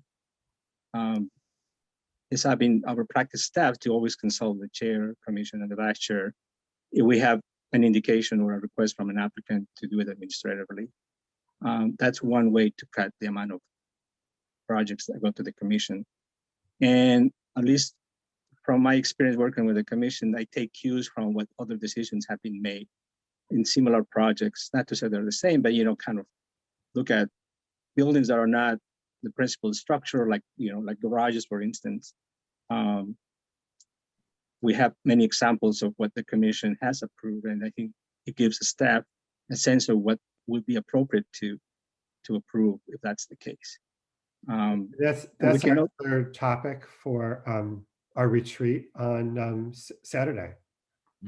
Was we wanted just to, everybody can give that some thought. Are there there are certainly repetitive, I mean, Carlos, you're totally right. There are repetitive matters that have come before us over and over that staff already knows will be approved. And to the extent we can shorten our meetings and take burdens off of everybody. So I guess if people could come in Saturday with suggestions of those kind of categories that we really don't need to see and staff can make the decisions on, that would be great. And That's really helpful. Thank you, Mark. I just wanted to mention a little bit about this 11 o'clock idea and where it comes from and a little bit of the basis, because I think the Preservation Commission generally is a little different. The idea came from the city manager's office, and it's based in transparency of public meetings, particularly, how transparent is a meeting that's being conducted that late at night in terms of public involvement. We typically don't get a lot of public comment on these cases. It's typically the commission and the property owner and the architect and perhaps an adjoining property owner. So I don't necessarily think it's as concerning as, say, like the Plan Commission or something that's making bigger decisions that have 100 people signed up for public comment. All right, well, why don't we, I mean, Kate, Carlos, I don't know if you think we need, I mean, I'm not sure whether we adopt rules or not is really important. Yeah, I think I agree with, should think about it. And my suggestion would be to, we provide again a copy of the rules and procedures where we have a list of the projects that go to the commission. Maybe from there we can clarify or expand whatever is necessary to make it easier on the commission to review projects. And what I mean easy is so that you are fully aware, rested, to make decisions. I think that's very important to me, rather than trying to finish an agenda. Okay. So is there a retreat at 10 a.m. Saturday? Yeah, it's at 10. And I think he said they expect to wrap up sometime between 12 and 1 is kind of the idea. Okay, so you'll send, I don't think we have received an invitation yet with a link. No, and I can send it. It doesn't have to be out until 48 hours, but it's prepared, so I should send it to you. Okay, great. So you have it. May I ask a question about the rules and how this, is there supposed to be a break, or is there no break? It's just. It's up to the chair. Okay. It's not in the rules, but I mean, people can ask for breaks. We experienced that when somebody says, okay, we got a point. Let's take a 5-minute break, 10-minute break. Okay. I mean, if we're talking about being rested and prepared and stuff, perhaps we could add that to the rule, if that's okay with everybody. Yeah, I was going to mention, like, instead of, at 11 o'clock, if we're looking at the agenda and there's like 1 or 2 more to go, like, let's give everyone a 5-minute walk around water break. 3 hours of sitting, a little movement could do some good. I was thinking earlier too, like, good idea. Yeah. I mean, if the meeting looks like it's not going to be over within 2 hours, I'll take a break. Yeah. Great. Thank you. Kate, you asked me to staff the commission next month. Is that correct? That's right. I won't be out of town, but my father will be here, so taking a little time off. I'll be staffing next month, the meeting, just for your information. And we should recognize Ken before we. We should recognize Ken. Hi, Ken. Sorry, Ken, we didn't bring a cake for you. Too bad, too bad. 6 years goes by faster than you'd think. Yeah. Well, we'll miss you. You've added a tremendous amount of both knowledge and wisdom to the commission. So we'll miss you a great deal. Yeah, and don't worry, Ken, maybe we can lure you in to be part of the pre-review since Julie's still hanging on for that. I was gonna say, are we gonna lure him back in somehow? She tries to weasel out of it every month, but I bring her back. That comment is going to come back to you. You realize that, right? When you're not on the commission anymore. He already knows. Feed it to her. No, If I may, great I experience. want Got to to learn a recognize lot and- Ken for his contributions, not only to the commission, but to staff. I have relied on his knowledge and experience as an architect in many occasions when I had to make a decision about a project. And he's been always responsible in returning my phone calls. That was much appreciated, Ken. So I would like you to know that every time I had the opportunity to talk to you to address an issue, I really appreciate your response and willingness to help us. Thank you. You will be You're welcome, missed. You're welcome. It's been fun. I'm sure I'll see all of you around town still. So We never had Diane's going away party, so we had to have a reservation commission party. Yeah, after COVID. We'll Yeah. just convince Julie and Stuart to have another one of their holiday parties.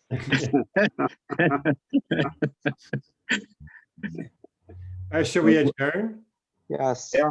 I move to adjourn. Second. All in favor? Aye. Aye. Bye, Ken. Bye, Ken. Thank you. Bye, Ken. Ken. Nice to meet Bye. you. See y'all later. Bye, everyone. Bye.